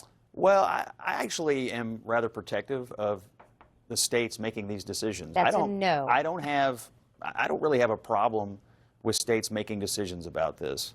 What I have a problem with in this case, look, Texas did what they did. They had a right to do it. Virginia did what they did. What I have a problem with in Virginia is you had a fair map, and you also had an independent commission draw it, and you also had the governor, new governor, tell the people of Virginia during her campaign she wasn't going to do it. So this whole thing was built on lies, and the ballot question, if you read it, was a total joke. You showed the map of the districts. They're a complete joke. And so I think what they've done is they basically disenfranchised 90% of the state. It's against democracy to argue that you're against the voters. I'm a Republican voter in Virginia. I would never do this to Democrats. I don't agree with Democrats on a whole lot of issues. So you disagree with it? There's no way I would do this. You How is disagree this with it so on a moral front, and you just on a principle front. Of course. But politically, I mean, if you're Mike Johnson tonight and you're looking at this, how does that make you feel about November? I mean, look, you'd be pretty pissed off, but I'll tell you this. Other Republican states are going to do the same thing. And Democrats should not be surprised if there's one congressional district or if there are 0 congressional districts, because that is where we are now. Yeah. Everyone stick around. We have a lot more to talk about with all three of you, not just on these new results coming out of Virginia. We're also hearing for the first time from the FBI Director, Kash Patel, on that new story and the allegations in The Atlantic, with his new boss standing by his side, what he said about the allegations of drinking. There was an extraordinary moment at a press conference today with both the acting Attorney General Todd Blanche and the FBI Director Kash Patel, as Blanche was asked directly at one point during a question and answer session, and he was talking about charges that are being brought against the Southern Poverty Law Center, when he was asked about a separate matter, directly what he thought about that reporting from The Atlantic last week that alleged the FBI director has, quote, alarmed colleagues with episodes of excessive drinking and unexplained absences. Have you separately just heard any concerns, given your supervision over the FBI director, about any problems with drinking? I have a lot of concerns, and my concerns are completely around the anonymous reporting that comes forth constantly. I'm sorry, the FBI director is on camera with the U.S. Olympic hockey team chugging a beer. I mean, do you think that that's appropriate conduct for the FBI director? That has nothing to do with the article. I mean, look, there's complete hit pieces, and you guys are in this business, and you know what they look like, and the fact that you're asking repeated questions about them almost as an admission of such. I do want to note that CNN has not independently corroborated the anecdotes that were reported in The Atlantic's article. Patel has actually sued The Atlantic and the reporter behind the story for what he says is defamation for $250 million. My political sources are back here with me, and I want you guys to listen because that was Todd Blanche being asked about it. Then a few moments later, Kash Patel actually was asked about it also.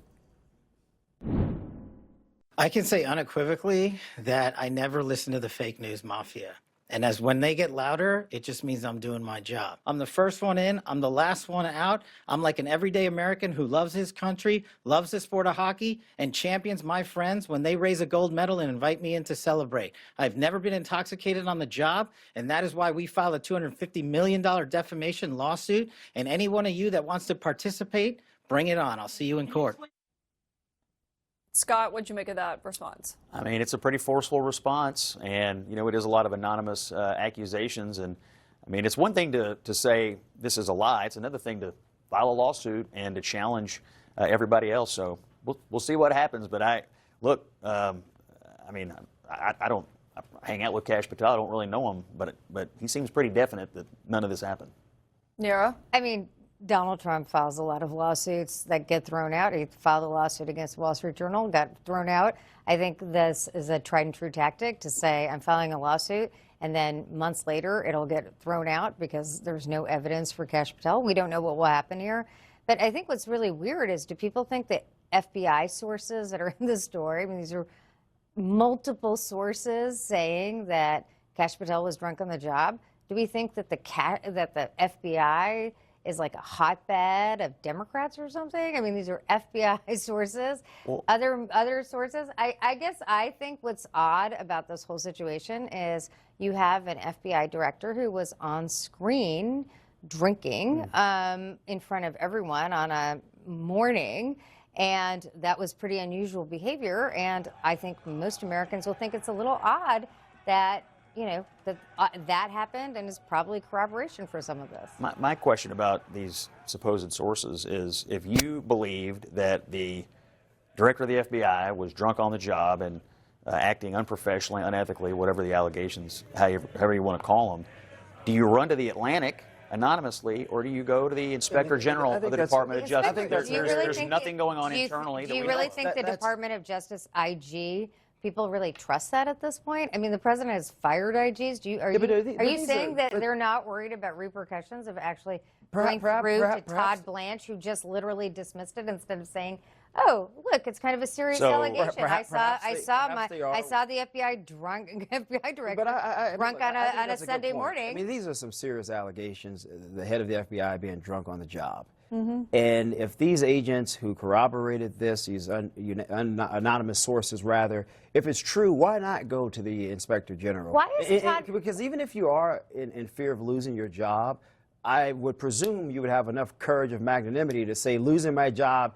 it doesn't matter because his role is so important to the country's protection. I'm willing to go that far. Can I just say one thing on that front? Because, I mean, you did see Tulsi Gabbard last week make criminal referrals to the Justice Department for an Inspector General, the watchdog, and talking about that from Trump's first term in office, that led to his impeachment and the whistleblower. And yeah, but now we're hearing Tulsi Gabbard might not even be there much longer. No, but her point is that actually people who are whistleblowers get prosecuted by this administration. And I have to say, I'm sorry, is there any boss in the country who, if you had a story that your person was drunk, why wouldn't you just investigate it? Why is Todd Blanche saying, okay, maybe it's true, maybe it's not true, but we'll investigate because it would be really a bad thing? So you would talk to a reporter before you reported the FBI internally? director not being on his job all the time. So what will a reporter do versus going to the Inspector General? You said that CNN has not been able to corroborate this. I don't know of any other news organization that's been able to corroborate it. I'm sure it's not for lack of trying. Why do you think that is? I mean, this Atlantic story, there's not another reporter in Washington, D.C. that can get somebody to say something on the record. I find it curious. Maybe they'll corroborate tomorrow because all the way I just don't think we should speak with certainties on something with unanimous people. I just think you got to be careful with speaking with certainty about something where we have zero proof. Well, and the Atlantic is defending its reporting. Obviously, Cash Patel is suing them. We'll see what happens with that. Nira, Scott, Schmeichel, great to have all three of you here tonight on the Breaking News. Up next, we also have more on our new reporting. Why the president extended his ceasefire with Iran after saying this morning he did not want to extend his ceasefire with Iran.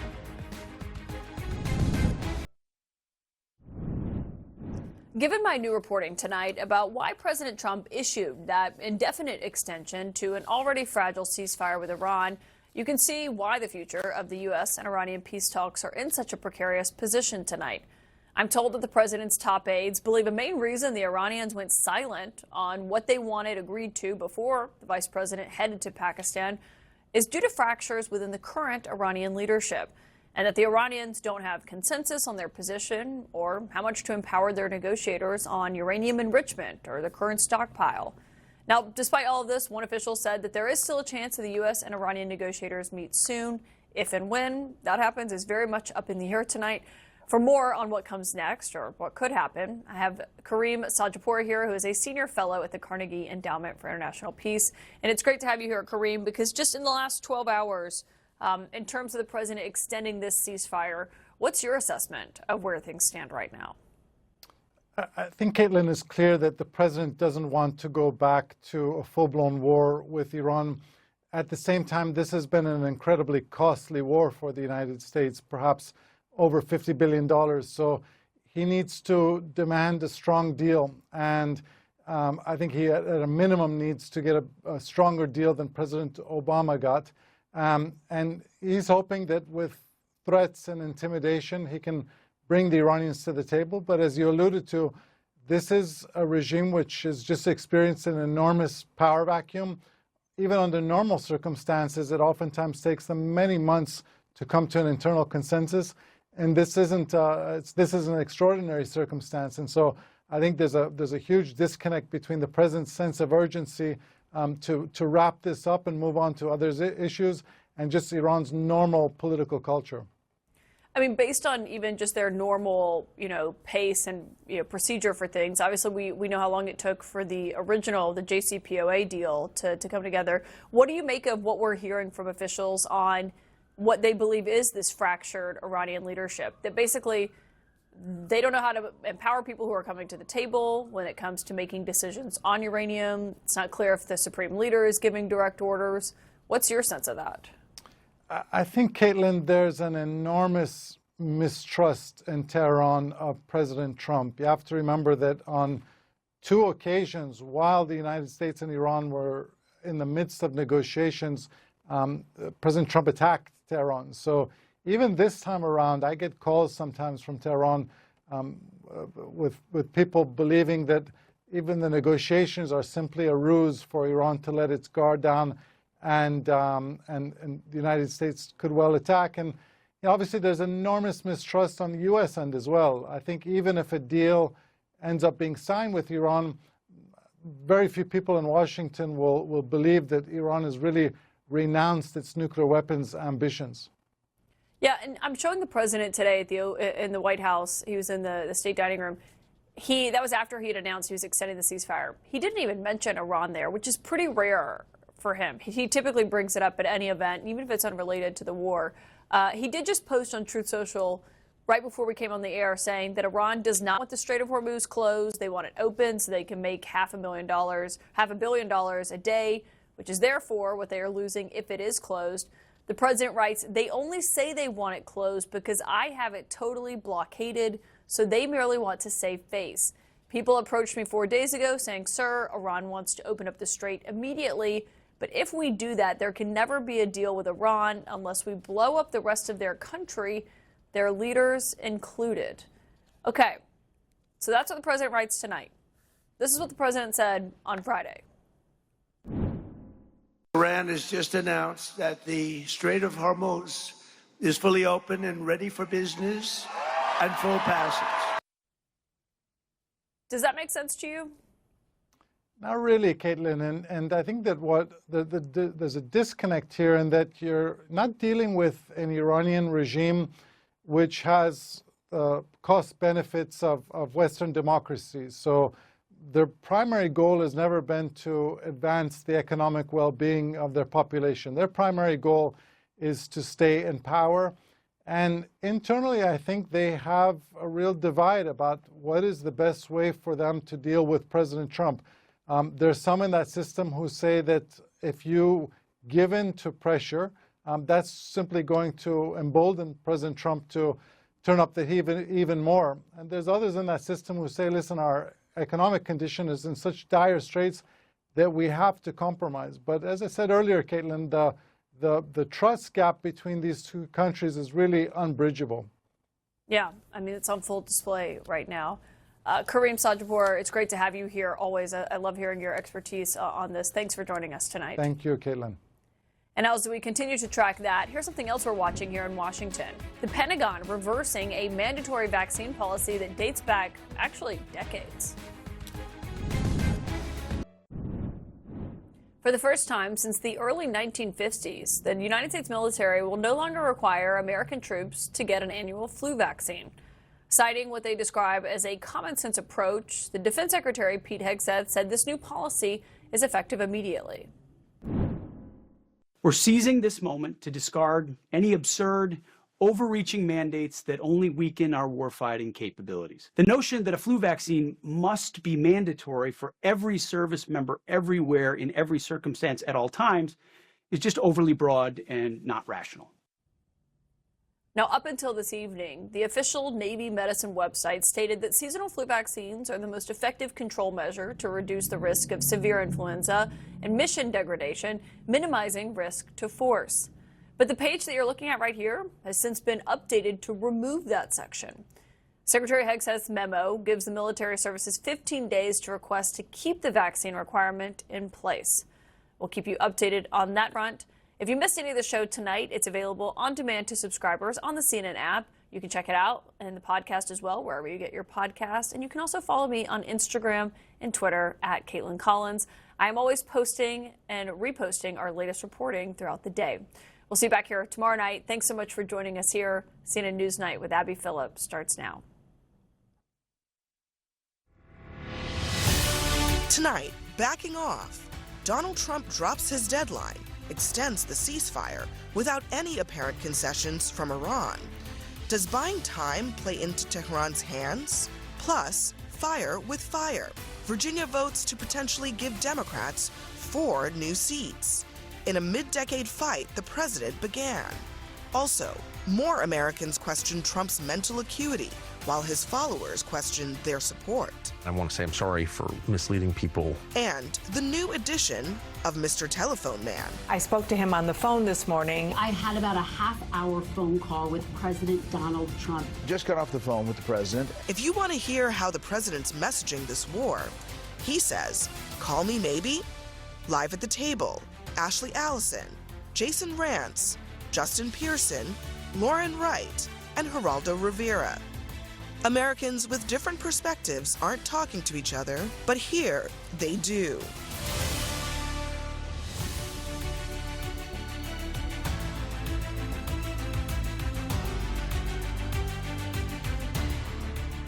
Good evening. I'm Abby Phillip in New York. President Trump is extending his ceasefire with Iran yet again, just a day before it was set to expire. In a post on Truth Social, Trump says that the truce will continue until Iran can come up with a unified proposal to permanently end the conflict. Until then, he says, the U.S. will continue to blockade the Strait of Hormuz. The initial 2-week deadline was set to expire today, when it shifted to tomorrow evening.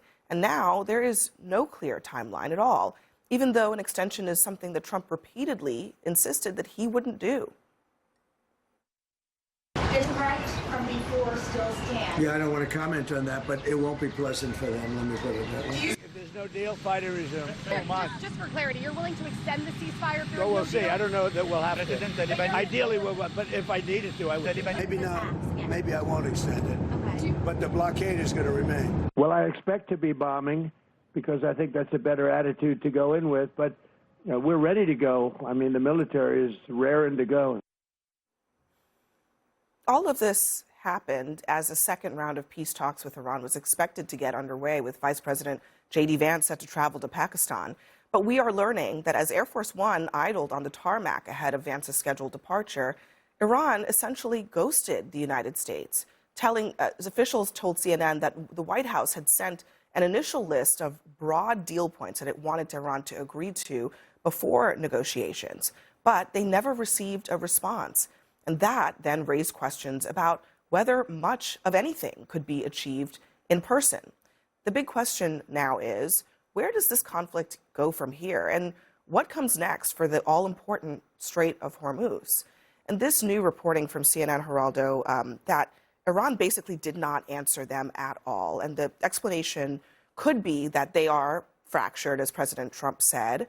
But the fact that the threat of a resumption of hostilities wasn't enough for them to scurry something together, what does that tell you about how much leverage the United States has by continuing to use force as a threat here? Right, that's a great question. I think they called his bluff.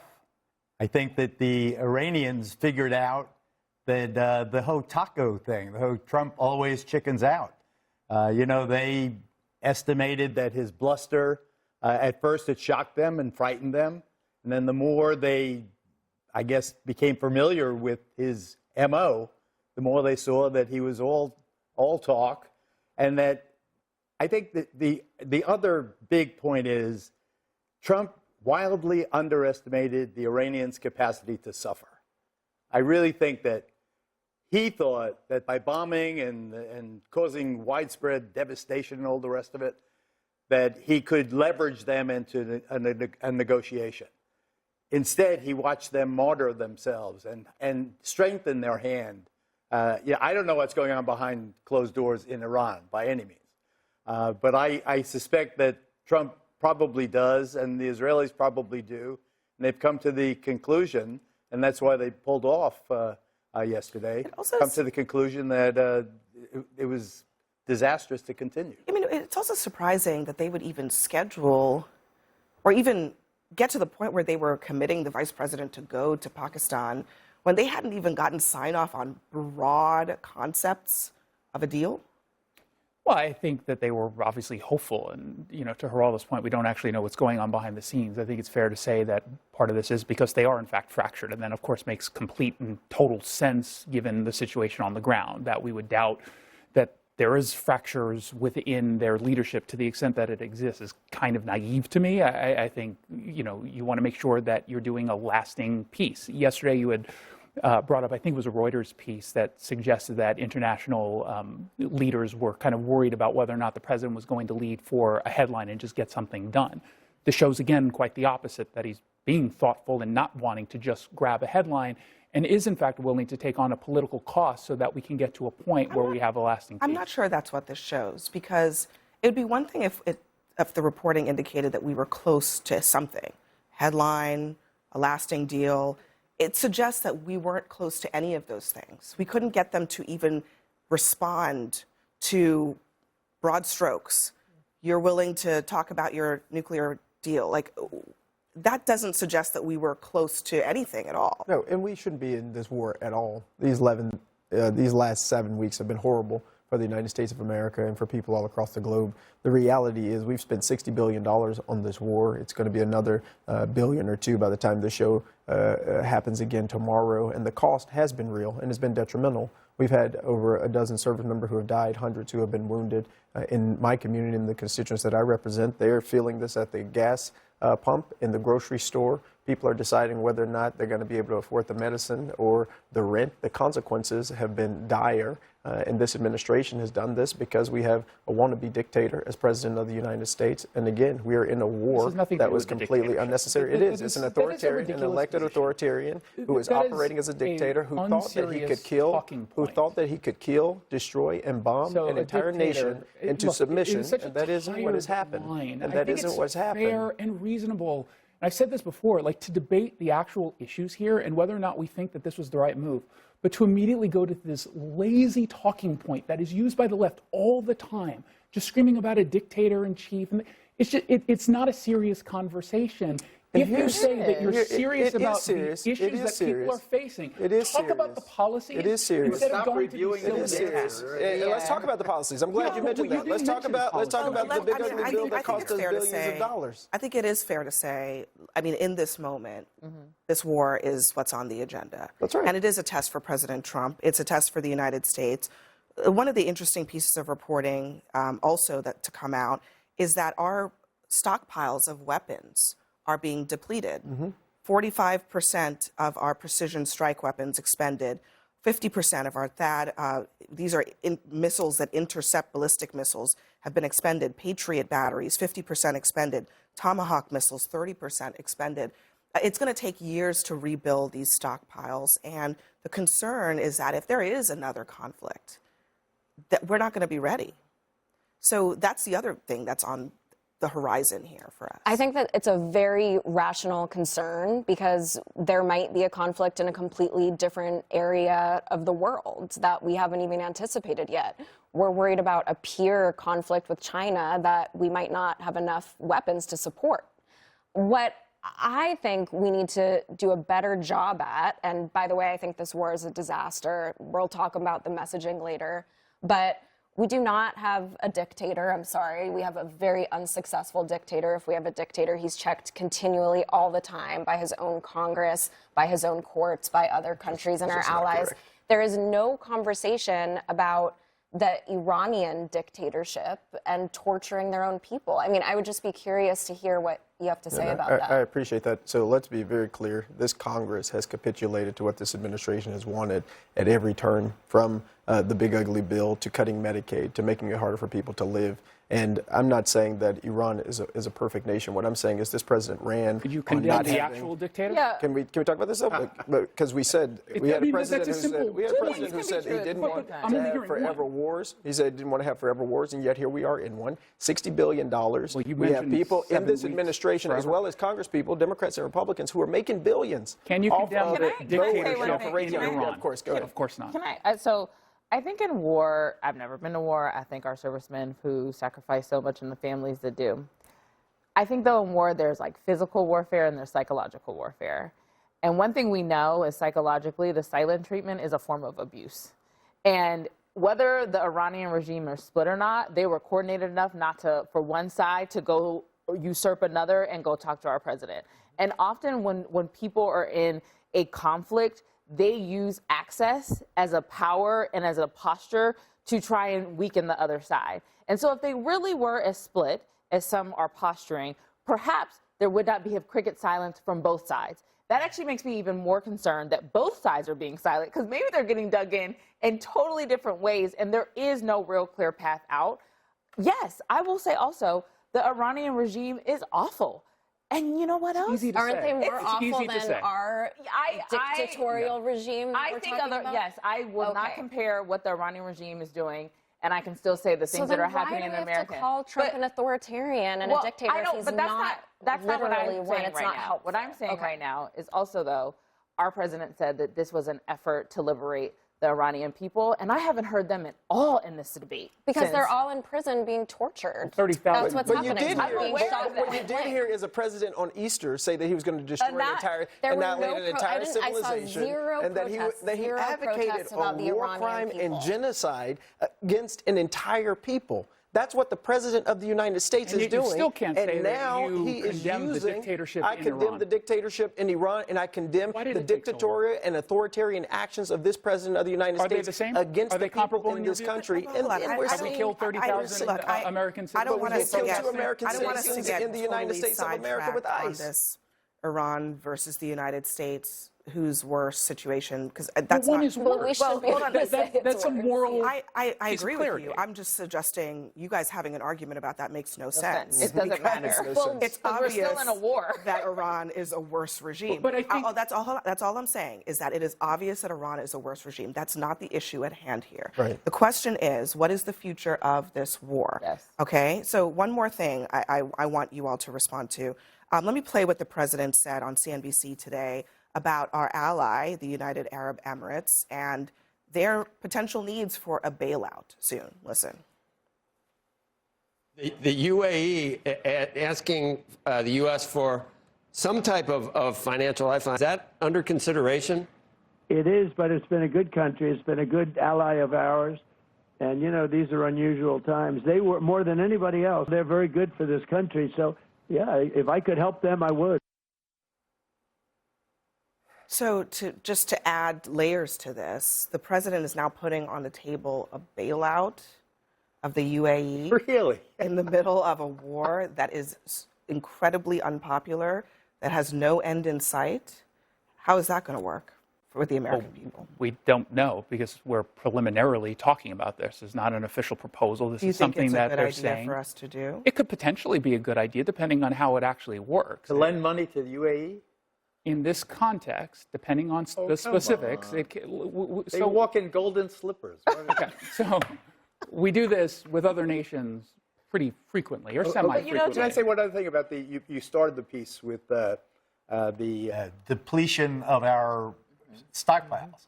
How do we know what the depletion of our stockpiles are? How is it that all of a sudden every news outlet in the country got the depletion of our stockpiles? Who benefits when there's fear over depletion of stockpiles? Right. Defense contractors benefit. In the same way, oil companies benefit when the price of oil goes up. You can't divorce yourself from the, everybody is not all, doobity-doo and rally behind the flag and bad guys, let's get the bad. There are those with self-serving, nefarious motivations. You don't think we actually have a depletion? It's an interesting question. I have covered war, 11 assignments in Afghanistan, 11 in Iraq. I've seen lots of armaments be depleted over time. You have there is a process where there is constant replenishment, and to think that we can get a depletion of our stockpiles fighting a third-rate country like Iran, and this was the army we were going to take against China and Russia, I think it's preposterous. That's scary. Yeah. I hear your skepticism, but I do think that there were some unique aspects of this particular conflict that would make it possible or even plausible, even if you are skeptical. Because Iran had very cheap drones that we were using very expensive weapons to shoot down. And that imbalance is pretty unique to this conflict. And it also, I think, suggests that that's a problem that we need to resolve. And I think that's one of the things that has been revealed by this. As far as I know, we lost 3 F-35s. We lost 1 F-18. I don't know, I guess a couple of accidents here and there. Yeah. In terms of what our armed forces have expended, we have a vast amount of munitions. You're missing Ukraine as well. Here's what I would say. I just want to say, like you mentioned the policy, those are policy choices. Those are choices that when we say, are we going to, I'm sorry, when you the UAE and we bail them out, that is money that is going not into the United States, but across seas. And that is what Justin is saying in terms of when his folks are saying, I thought you were going to put America first, and my pocketbook is getting smaller and smaller and tighter, and then the UAE and their golden slippers are getting richer and richer. Quite talking about handing over money without any conditions. And to Geraldo's point, we know that defense contractors make millions and billions of dollars with federal contracts, and yet again, that actually is not going into the everyday American pocket. So those are actually policy decisions that this administration has to account for. None of it's wrong. Next for us, big breaking news tonight. Voters in Virginia have approved the redistricting plan from the Democrats, which could net the party 4 additional seats. It's something that Trump has said would be a disaster. Plus, as more Americans question the president's mental acuity, one of his most high-profile supporters is apologizing for endorsing him in the first place.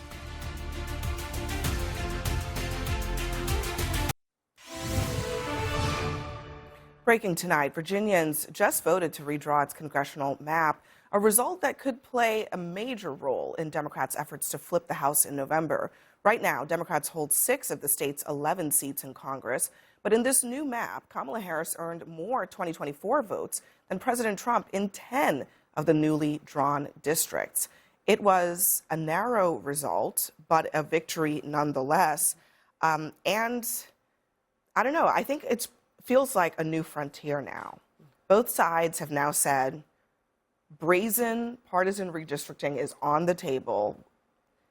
That's where we're headed. And it sounds like the voters are like doing it, but they're not happy about it. Yeah, I take to your point, Abby. I think that most people probably thought that the margin was going to be a lot larger in this because of how activated Democrats and Republicans have been on this redistricting thing. I don't like gerrymandering, point blank, period. But I also don't like one side playing by the rules and one side not. And so, like, at that point, those aren't rules. Those are just like someone's cheating. So I do understand why Democrats are doing it. Do I think it is healthy in the long term for our country? No. But I mean, I would be disappointed if Democrats just passively sat by and was like, yeah, go ahead in Texas, and we're just going to let you do what you do. Like, what is that, you know? But I have to ask, should Democrats have passively sat by as Republicans gerrymandered? Well, it's not that they actively sat by. They used to say this is a threat to democracy. You don't get to choose your voters. It should be the other way around. I mean, Obama gave very compelling remarks on these things. And so was that a lie? No. Or...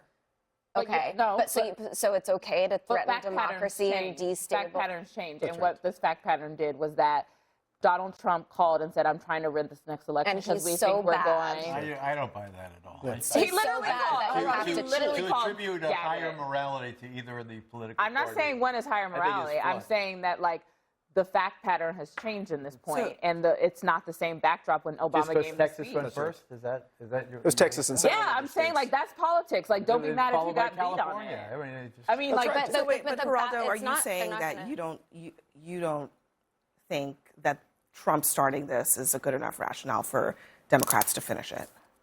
I do not think so. I think that gerrymandering is a cancer on politics. I don't understand how it made it into the Constitution. I read about that, or the Supreme Court. I think that if you can manipulate the borders of a vote just to get a vote, and it deprives the people who don't get the vote of their constitutional rights, I think it's really obscene. It's as if you were playing in a baseball game and one side starts with 3 extra runs. It's just Yeah, And I agree. I mean, I think and we should bust honestly, the I chops think of all of the people. most Americans would totally agree with that. But let me just play. I mean, this is to what Ashley was talking about. This is Trump talking about what started this mid-decade redistricting effort back in July of 2025. On Texas, how many more seats do you want the Republicans to draw? 5. And then what if California, New York, Illinois, and other blue states Yeah, well, decide that's to do okay this? too, but 5. I think we get 5. And there could be some other states. We're going to get another 3 or 4 or 5 in addition.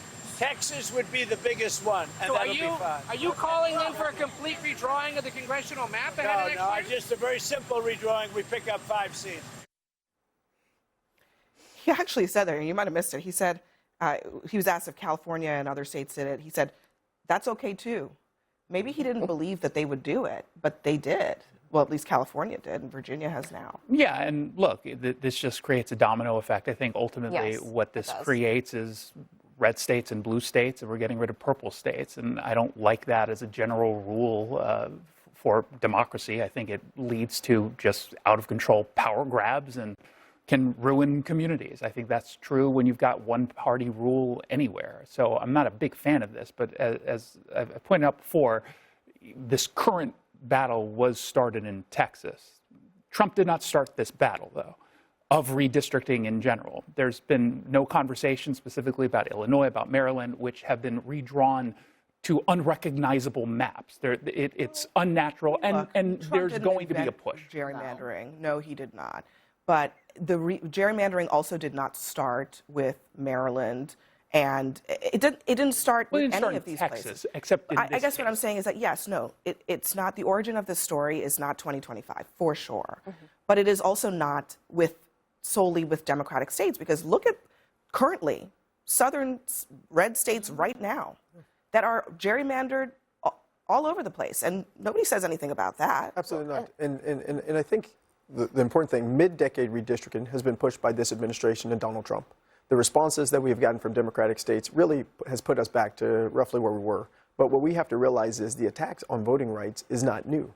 The Supreme Court right now is hearing a case to potentially gut Section 2 of the Voting Rights Act. 10 years ago, it was previously gutted by the Supreme Court even further. We have seen Republican efforts, and I represent in a state that has continued to take away people's access to the ballot box. And so the attempt to redraw the districts, mid-decade redistricting by the Republican Party and by this administration is, again, an attempt to silence the voices of communities that are already facing a lot of oppression. But you don't think that such a complicated ballot measure is confusing to people? I mean, that's the highest bar to voting. People find these decision-making processes much, much more difficult than getting to the ballot. That's what the research shows. You're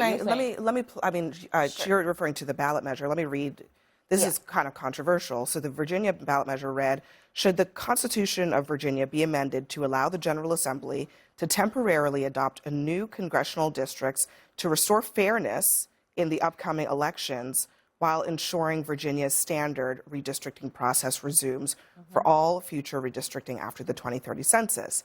It's an op-ed. Very confusing. So, I mean, I don't know. I mean, I guess some people might say it's confusing. Some people might say it's transparent because it's sort of a very partisan.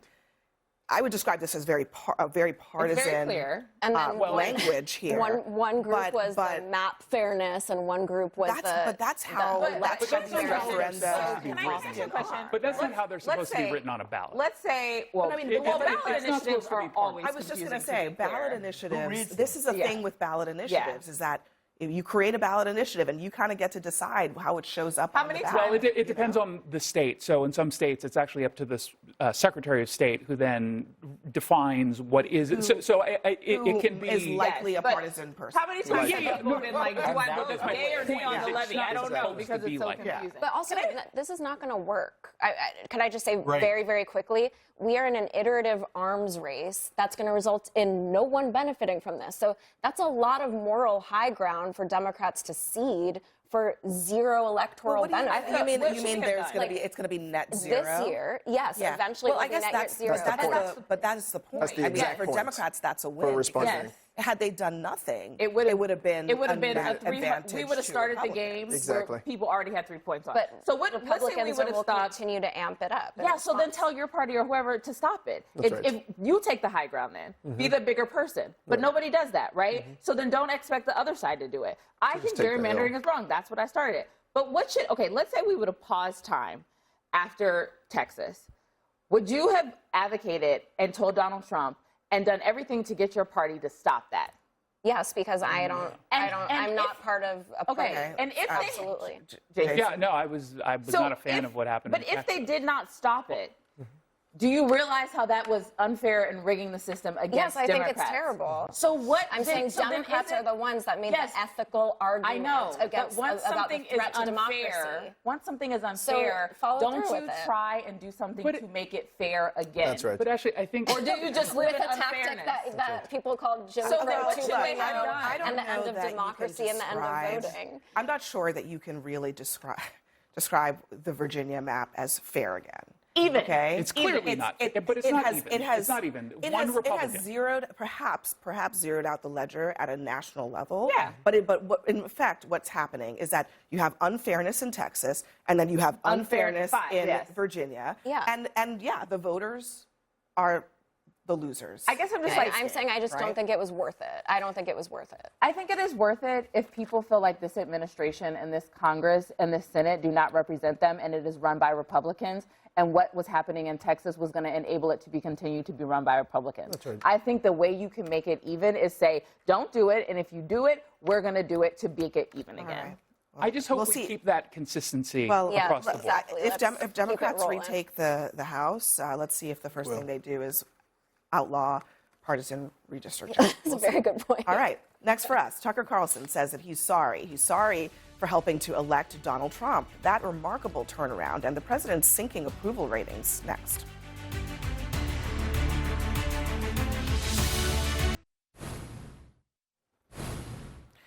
Tonight, President Trump's popularity continues to sink toward record lows, flirting with the historic lows of George W. Bush and Jimmy Carter. Many different polls found that Trump's approval rating is now in the 30s, and a growing number of people are also questioning the president's mental acuity, with 51% saying that Trump's mental sharpness has gotten worse in the last year, according to a new Reuters Ipsos poll. When asked how the words even-tempered describes the president, 71% said, not well. That's not exactly a surprise. Stop the here. presses. Yeah, but the mental acuity piece of it, as Trump has gotten, at least publicly, more erratic, that has broken through to the public. That is something that people are paying attention to. I think people remember how Joe Biden was covered, and they look at conversations like this, and they don't find it particularly serious, especially if you've followed Trump for a long time. This is his personality. This is nothing new, and people don't have that short of a memory. What people are you talking about? The 51% of people who think that Trump doesn't have the mental acuity? I'm talking about the average American. Again, we can show as many polls as we want.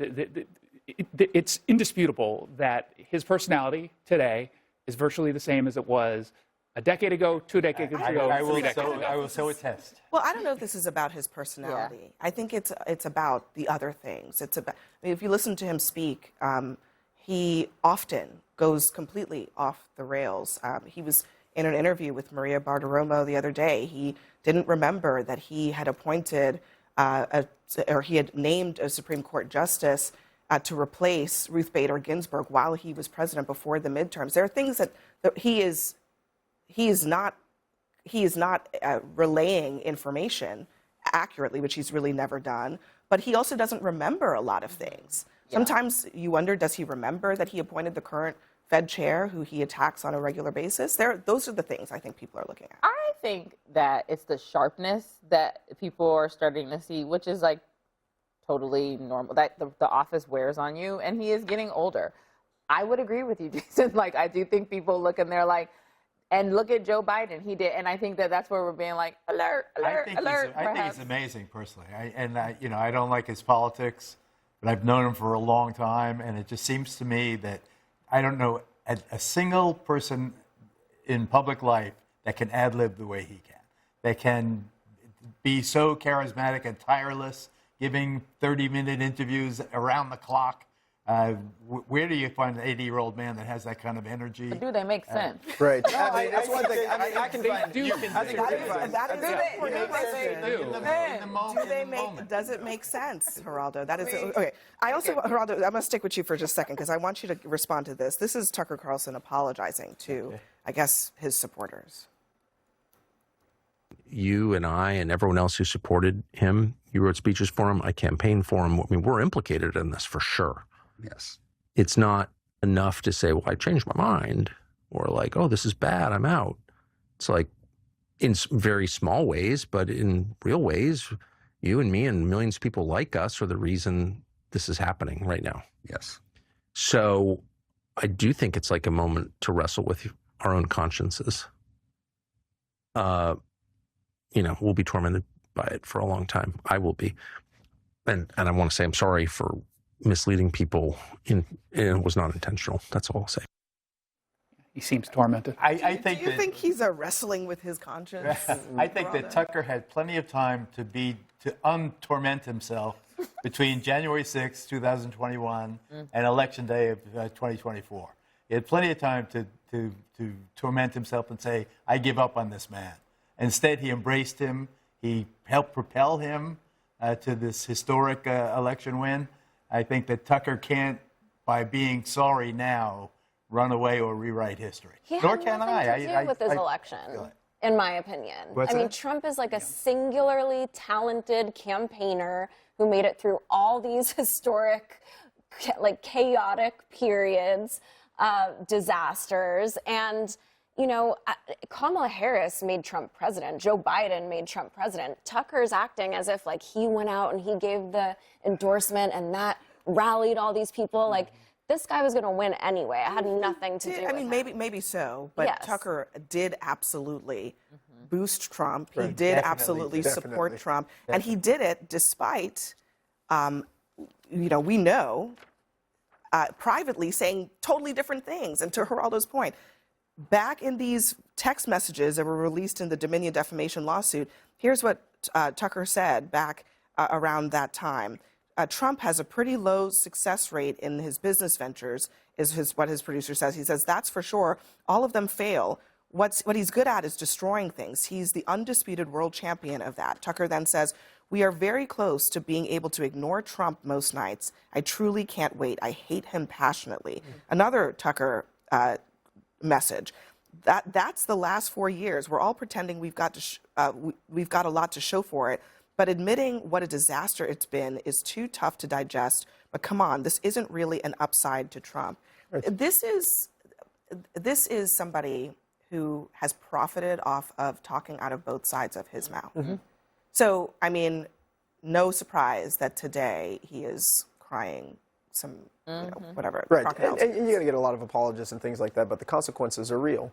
And again, if you look in our district, we have 55,000 units of housing that are necessary. Half of our kids are in poverty. We are actually struggling because of the decisions, the policies, and the programs that this administration has pushed, and there has been nothing to actually adequately address that. And so the fact that he's failing in the polls is because this administration is failing. It's failing to actually protect our country. Nobody feels more safe in the United States of America after 7 weeks of a disastrous war that we're having in Iran. We are living the consequences of an election that I God wish we had won, but the consequences are really impacting everyday working class folks, not those who are politicos and talking heads and things like that the most. Is really impacting people and a day-to-day life in communities like Memphis. Just to clarify, though, the world is a better place without the Iranian regime. We are safer. And one group of people who are doing worse in the polls than Donald Trump, Democrats. Well, see, you're playing all these semantics. And I'm looking at the poll. But just look at people's lives. There are people right now in my there are community policy issues that I think are incredibly struggling and who are important. That suffering, and this is explaining administration some of those numbers. has failed to adequately do anything about it while transferring wealth Congressional to Democrats billionaires and are lower. multimillionaires. So what does that say about them? And we're seeing people who are in elected office I profiting agree off with of you that about the too. problems. You should have picked someone other than Harris. I just will say, Tucker, We gotta leave it. fine, and do better. Like, do better. Like, don't talk out of both sides of your mouth, because you will. And I don't believe it. You know what I'm saying? That's asking a lot, Ashley.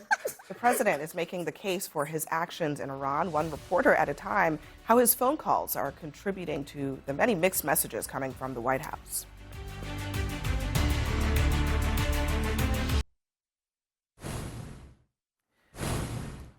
President Trump continues to face increasing pressure to explain the war in Iran. And if you hear his message, apparently, just call him. I spoke to the president. I spoke to him on the phone this morning. I just got off the phone with the president. In a phone call with CBS News, the president picked up my call once again. You just spoke with President Trump by phone. I wanted to get the reaction of the President of the United States. So I called him, and he answered. I just spoke with the president this morning. I just got off the phone with President Trump yet again. He has been picking up the phone when reporters have called. Today, I had about a half-hour phone call with President Donald Trump. I spoke to him for about 12 minutes. I just spoke with President Trump for 15 minutes. I called him around 8 a.m. this morning. We spoke for just 3 minutes. So I was drinking my coffee, having a piece of toast, and figured, hey, let me give it a shot. You are quite literally picking up your mobile phone and calling Donald Trump on his mobile phone. With President Trump, you just never know if he's going to answer or not. You don't know what kind of mood he'll be in, if he'll be chatty. Mark, you've now spoken to the President of the United States more times in the past 7 days than I've spoken to my own parents. It's probably as easy to call up the Kellners as it is to call up the president, as I'm finding out. It's a very strange, it's just very strange. Do you remember when Obama was not allowed to have a cell phone? When they tried to charge Hillary Clinton with a crime for having an email server?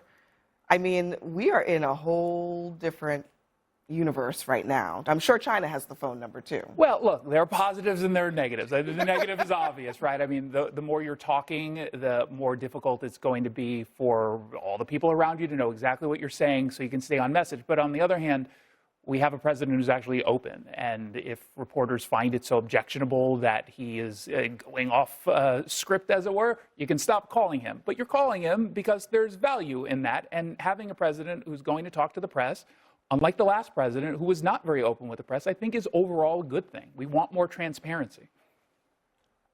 He used to call me, and it was fun. My wife's reaction. She used to try and lobby me to get the more liberal point of view, and then the president would call, and she'd say, "How am I going to compete with the president?" But I think that this flurry of activity is, I think, a direct barometer of his frustration, that he sees, I sense, he sees history slipping through his fingers, that he had it going. He had the B-2s last year. He had Maduro, plucked from the dark heart of his Cuban palace guard. He had, he had a lot going for him. And then all of a sudden, he goes, and rather than going to Cuba, he steps in the muck of the Mideast, and now he's trying to dig his way out, one reporter at a time. He's trying to John Barron his way out of this. But this is not a John Barron situation. I mean, That's exactly right. and it's a war, and it's also a delicate negotiation with people that even he acknowledges are very skilled negotiators. They have been running the world around for decades now over these nuclear weapons, and Trump seems to be addressing that by just saying what he wants to happen. Yeah. Yeah, I mean, the transparency is a good thing, not on Iran. It's way too serious. Let Marco Rubio be the messenger. I mean, he has talented messengers that know the substance of the issues and can make a real case that it's a threat and we need to be there. That's not what he's doing. I mean, this is serious business. The communications with the public need to be formalized. They need to be consistent.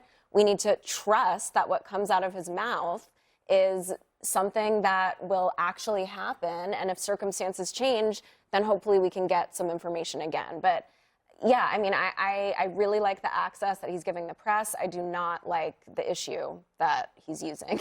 Gotta leave it there. Next for us, the panel is going to give us their Nightcaps Marathon Reading Edition.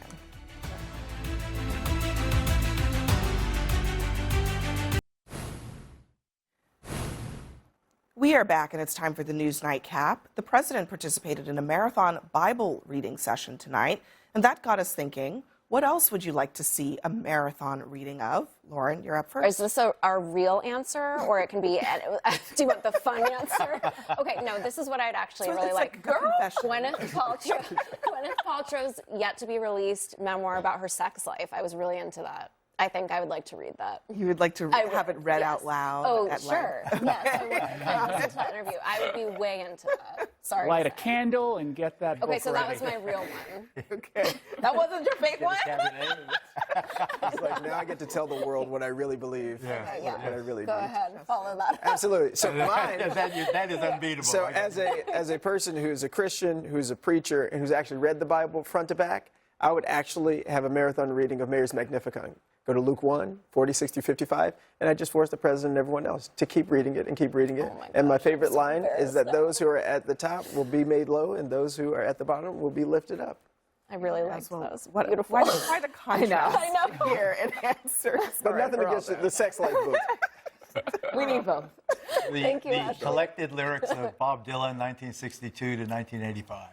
Remember, he is a Nobel laureate in literature. That's right. Blowing in the Wind, The Times They Are Changing. Forever Young was the song that my daughter and I danced to when she got married last night. Oh, that's beautiful. And she just had a baby. Congratulations to She's her. watching right now, the little baby. Oh. Yes, welcome to the Simone. world. All Baby right. Georgia. Ashley. Okay, Help me taking out. it back, love. I've never read one of these books, but I think just like a marathon reading of every Danielle Steele novel. I'd just be like, ooh, okay. I sense a theme here. Like you could walk out of the room and then come back like, she did what? You know? It's like, she did who? Like, yeah. I feel like America. Binge reading. Yeah. You guys are begging for some counter programming. All right. I've already read all of the Danielle Steele novels, so I can't Obviously. add that. No, mine, I'm going with Andy Weir, because I've been trying to get you to go see Project Hail Mary for like 3.5 weeks You've been now. lobbying me hard on I've this been movie. pushing this so hard because it's so good, but the book is even better It's than so the good. movie. The He also book is wrote so The good. Martian, he wrote Artemis. Outstanding author. Highly recommend. I feel like I might read the book before I watch You it. should The read book the is book. great. The book- It's outstanding. 3 days in a row. I Yeah. didn't sleep. I was Yeah. just like, Great. it was amazing. It reads like a movie. And also in this time of space, adventure and exploration. Yeah, it's a book called Yeah. Artemis. It's a perfect Saying. book. All right, everyone, thank you very much. Thanks for watching Newsnight. You can catch me anytime on your favorite social media, X, Instagram, and on TikTok. Laura Coates Live starts right now.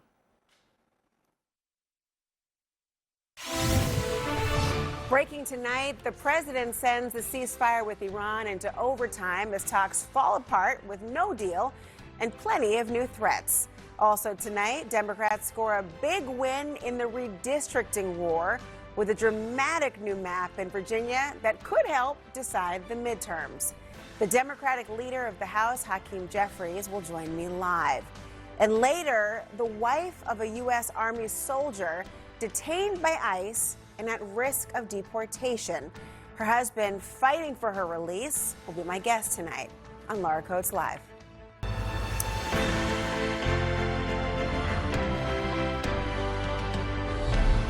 My opening statement tonight, negotiations usually require some basic level of trust, like a belief the other side is acting in good faith. But when it comes to President Trump and Iran, there doesn't seem to be much of that left, at least not in public. Because tonight, Iranian officials are signaling they don't buy Trump's ceasefire extension, one that is now essentially open-ended with no deadline. Now, he says that he extended it in part because Iran's leadership is fractured and wants to give them time to come up with a unified proposal. Sources tell us silence from the Iranians actually sparked his decision. But just hours before making the announcement, he was talking about resuming the bombing. Well, I don't want to do that. Well, I expect to be bombing because I think that's a better attitude to go in with. But we're ready to go. I mean, the military is raring to go. And the mixed messages get to the bigger issue. At this point, I mean, it's hard to know which of Trump's statements Iran or anyone is supposed to take seriously. He claimed today the Iranians will make a great deal. There's been no new deal. no new talks. He said last week they agreed to everything. Iran, well, they called that alternative facts. And we still don't know if anything has actually been agreed to. Now, he has said the Strait of Hormuz was open, even though ships barely passed through, and Iran officially shut it down a day later. It still essentially closed. He's repeatedly declared, we've won, but clearly the conflict isn't over. But set the rhetoric aside for a second, okay? Because beneath all of it, one of the biggest pressure points right now may be this: an economic game of chicken over the strait. Who can hold out longer? The U.S., which is dealing with spiking gas prices at home, or Iran, which is losing critical oil revenue under the U.S. blockade? You know, the only thing that is clear right now is that the United States and Iran don't trust each other. And I mean, not one bit. And tonight, an advisor to Iran's top negotiator is putting it bluntly.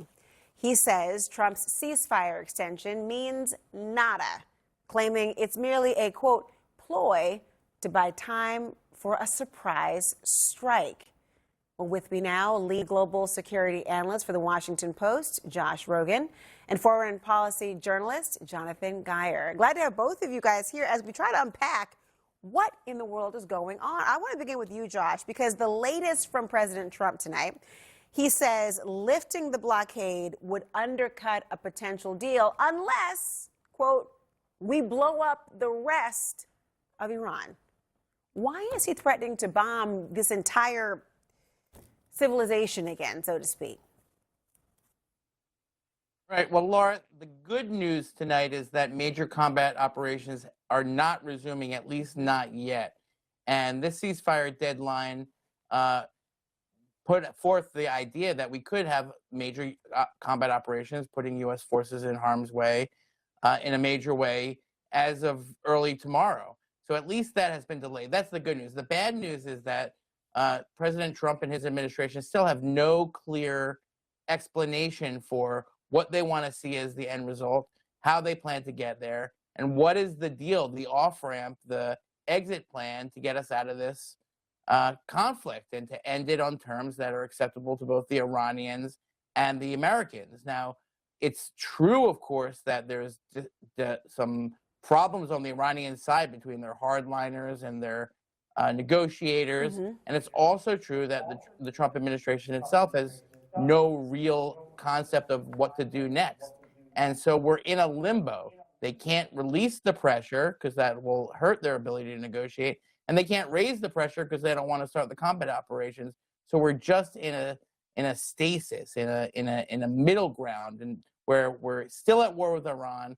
We're still putting pain on their economy, but we're still suffering pain on our economy because we have no strategy. And the way that we know we have no strategy is because the strategy changes all the time. Jonathan, let me turn to you on this because Iran's UN envoy says that he believes talks will take place. They will take place after the U.S. ends the blockade. Yet another contingency, right, in all these discussions. At the moment, the ending of the blockade is like a hard no for the President of the United States, at least so far. So does that mean without that contingency satisfied, there is no end in sight? Well, I think you really laid it out in your intro that there's a lot of truths that conflict with one another right here. What I would say, just echoing what Josh said, is we should take some solace in this unilateral ceasefire that President Trump has taken. We should applaud him for that. But he deserves a ton of criticism for launching this war of choice. There didn't need to be this war. His envoys, Mr. Kushner and Mr. Witkoff, I think they could have had a serious deal in February in Geneva with the Iranians. They didn't want that. Now we're in this cascade of war. It's challenging the whole Middle East. And what we know is that about 80% of Trump voters, Republicans, think that it would be great if he just packed up and said, we won, let's leave. So I'm still holding out for that option. And, you know, diplomacy is going to be the only way to get there. I'm really afraid that more militarism will lead to detrimental effects in Lebanon, across the Palestinian territories. And, you know, for us, it's just the feeling at the pump. But what's happening right now in Gaza, where aid hasn't been getting in, where 1.2 million Lebanese folks have been uprooted, there's real tragedy in the Middle East that goes far beyond this conflict, and all of that's connected. Thank you for pointing out the scope of what is at issue here, because you're right. It is more than the talk about the pumps and what it really means globally. So thank you for pointing that out yet again. Josh, the president pays close attention to the stock market. And today he said he is surprised the market has not hit rock bottom during this war. Listen. I thought they'd be down 20% or down a very substantial amount. Even when it was down more a couple of weeks ago, I was surprised. I thought it would be down much more, and I thought the oil would be much higher. If you would have told me that oil is at 90 as opposed to 200, I would be frankly surprised. So this is giving a lot of people concern and pause, because it almost sounds like if the stock market response so far is his sort of decision-making metric, the fact that he's stunned it hasn't tanked, could that embolden the president to take maybe bigger risks?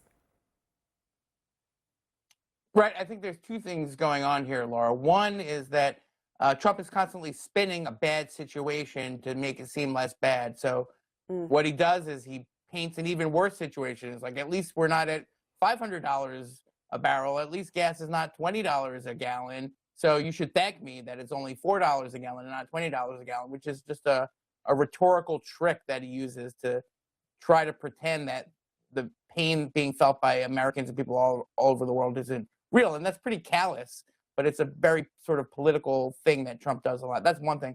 And then the second thing is what you're pointing to, which is like what I hear when I talk to people inside the administration and around Trump is that they say that Trump will keep the war going as long as the economy's not so bad. So they're trying to find ways to convince them that the economy's not so bad so that it'll keep the war going. And if the economy gets really bad, then he might want to stop more. So it's become this sort of wag the dog situation inside the administration where a lot of people going up to Trump, hey, Trump, look, the stock market's really great. I guess everything's going great. I guess we can keep going. And he's like, okay, great. You know, so you've got this sort of corrupt and sort of feedback loop that's people are trying to game Trump's mind. And then that comes garbled out through his mouth and confuses everybody. And that just makes, the American people understand that he's not really concerned about their everyday suffering from the cost of the war, and B, that there's no way to convince Trump that the political pain and the poll numbers are bad for him if the people around him are saying, listen, everything's fine, just pretend everything's fine and everything's going to be fine. So it's a pretty bad situation if you think about it. I mean, and we are thinking about it, Jonathan, and thinking about how voters see this, not only in the short term, but the long term here in this country. There's also the idea, if this is truly a game of chicken, can you assess what the threshold and the tolerance of the Iranians would be to withstand this blockade? Because that's the ultimate leverage, the idea of the revenue dipping and beyond. Do you have a sense of what their tolerance is for the pain? Well, I think the first point on voters, it's really crucial to say that President Trump was elected as a peace candidate, and he's really taken an intense turn towards militarism between Venezuela, new threats on Cuba, and these ongoing threats to Iran, which are incredibly troubling.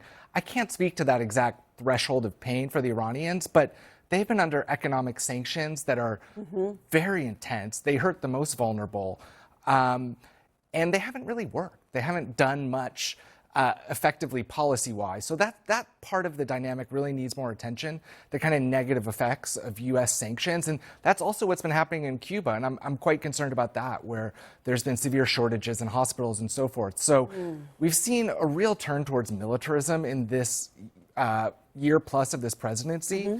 And we really need the kind of peace voices that brought Trump to power to step up, because otherwise I think the Republicans will face some stiff competition in the midterms. Well, there's a lot of voices that are coming right now in terms of the midterms and beyond. Josh, Jonathan, thank you both so much. Good to see you. Anytime. Next, the major breaking news out of Virginia, where Democrats have just won a key battle in the redistricting war, and now they're all but daring Republicans to try and retaliate in Florida. House Minority Leader Hakeem Jeffries with me live next.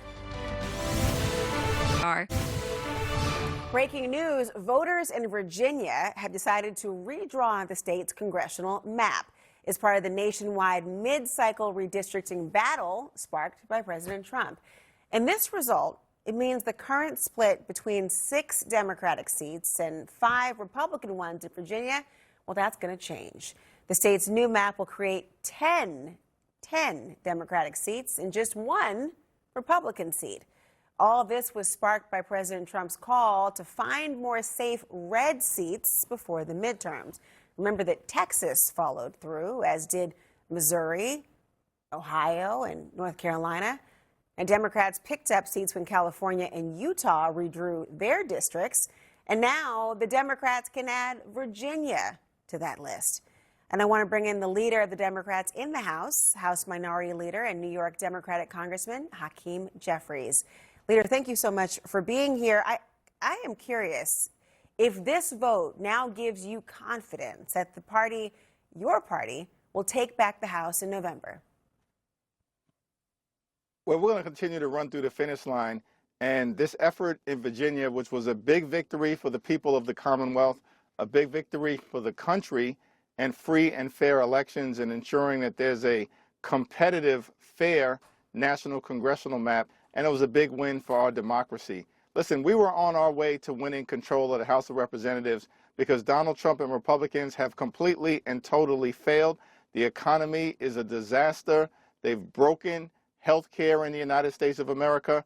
And now we have this reckless, costly war of choice that Donald Trump has plunged the country in, spending billions of dollars to drop bombs in the Middle East, while these Republican extremists won't spend a dime to make life better for the American people. But it was important for Democrats to push back aggressively across the country to stop Donald Trump's gerrymandering scheme, which was designed to rig the midterm elections. They thought we were going to step back, but we've made clear that we will fight back and we're going to keep our foot on the gas pedal. Clearly an instance of trying to fight a kind of fire with fire, but the number of Republican-leaning districts in Virginia is going down from 5 to 1. And there will be many who complain that gerrymandering is gerrymandering is gerrymandering. Is that fair in Virginia? Well, this is a temporary measure that was a response to Donald Trump's efforts to rig the midterm elections. We needed to stop the MAGA power grab. And what's different about our approach, and I'm thankful for what was done in California, led by Governor Newsom and the California congressional delegation and the state leaders in the great state of California, is that we took the map to the people. And that's what was done here in Virginia. Thankful for the leadership of Governor Abigail Spanberger, Speaker Don Scott, the Virginia congressional delegation, all of the legislative leaders, the advocacy groups, President Obama. This was an all-hands-on-deck effort to make sure we level the playing field and we stop Donald Trump's national MAGA power grab. You can expect legal challenges. There already have been some to redraw maps. More are expected. Do you think that this map will survive any lawsuits and last through the midterm election? Yes, unquestionably, because, again, unlike what Republicans did in Texas, in Missouri, and in North Carolina, where their state legislative bodies in the dead of night redrew those congressional maps and jammed them down the throats of the people of those 3 great states, here in Virginia, the question was put to the people of the Commonwealth of Virginia. The map was in front of them, and they were empowered to make the decision, yes or no, and have decided that the right thing to do in Virginia is to ensure that it's the people of Virginia who get to decide who represents them in the next Congress, not Donald Trump and Republican extremists. It does become a different legal question for the courts when it has been voted on in a democratic fashion. But let's look at the horizon, because Florida is expected to be the next state to redistrict. And frankly, you've been all but daring Republicans in Florida to do so. You even named several Republicans you say that you're going to target if the state redistricts. Can you really flip 8 Republican seats in Florida? Well, there are 8 Republican seats in Florida that will be put in significant jeopardy if the DeSantis dummy mander takes place. First of all, understand something, Laura. In Florida, the voters put into the Constitution an explicit prohibition on partisan gerrymandering. So there's no reason whatsoever that is constitutional in any way, shape, or form if the Republicans, having been ordered by Donald Trump to go find a few Republican seats, actually change the map in the middle of the decade. If they take it to the voters, that's one thing. But they're afraid to do that. They're going to try to jam another map down the throats of the people of Florida in the dead of night, because that's what cowards do. And listen, we're going to fight it with everything that we have. And just in the same way that in Texas, Republicans who claim that they were taking 5 seats away from us aren't winning those 5 seats. They'll be fortunate if they even come away with 2. In Florida, if they go down this map with the failed Republican policies, the unpopular war, the fact that costs are out of control, the corruption that's taken place in real time as a result of the Trump cartel, and the failure of Republicans to actually make life better for the people of Florida and all across the country, they're going to suffer significant defeats in that state. Let's talk about what's going on in a broader context, because as you know, the president insulted you this morning during his interview on CNBC and took issue with your critique of the war. Listen. You know, I watch this low IQ guy, Hakeem Jeffries. He's a totally low IQ person, and he's always ranting and raving, oh, this war is so terrible, terrible. They shouldn't be saying that when we're in the midst of a negotiation, because it does hurt us somewhat. It gives the other side some hope, and I don't want them to have hope. He, of course, has been criticized for his own comments undermining any negotiations. What is your response to the president? I mean, it's such a lame insult at this point in time. First of all, we know Donald Trump is the dumbest president ever to sit at 1600 Pennsylvania Avenue, and he's driving our country, our economy into a ditch. And the reality is, we don't work for the wannabe king. We are part of a separate and co-equal branch of government. I work for the American people, and we're going to continue to call a spade. And the reality is, this is a reckless and costly war of choice that Donald Trump has plunged the country into, wasting billions of taxpayer dollars when this guy and Republicans won't spend a dime to actually make health care more affordable. Instead, they've gotten us into this war where gas prices are through the roof. We need to end this reckless war of choice now. And we're going to continue to advance war powers resolutions in the House of Representatives until we get that done. Do you have the votes? We only need about 2 additional Republicans to show some guts and some courage and to actually stand up to Donald Trump and end this reckless war of choice. And I believe we will get there sooner rather than later. Leader Hakeem Jeffries, thank you. Thank you. Let's discuss the fallout from this race with Natasha Alford, SVP and Chief Content Officer for the GRIO, and Mark Lopresti, Wall Street veteran and CEO of Market Rebellion. Glad to have both of you guys here. I want to pick up for a moment, Mark, on something that we've now learned about based on what's happened in Virginia. Republicans have now picked up one more seat. Democrats have picked up one more seat than Republicans via redistricting. Now you're looking at this map. Did Trump and Republicans then overplay their hand in even picking this fight?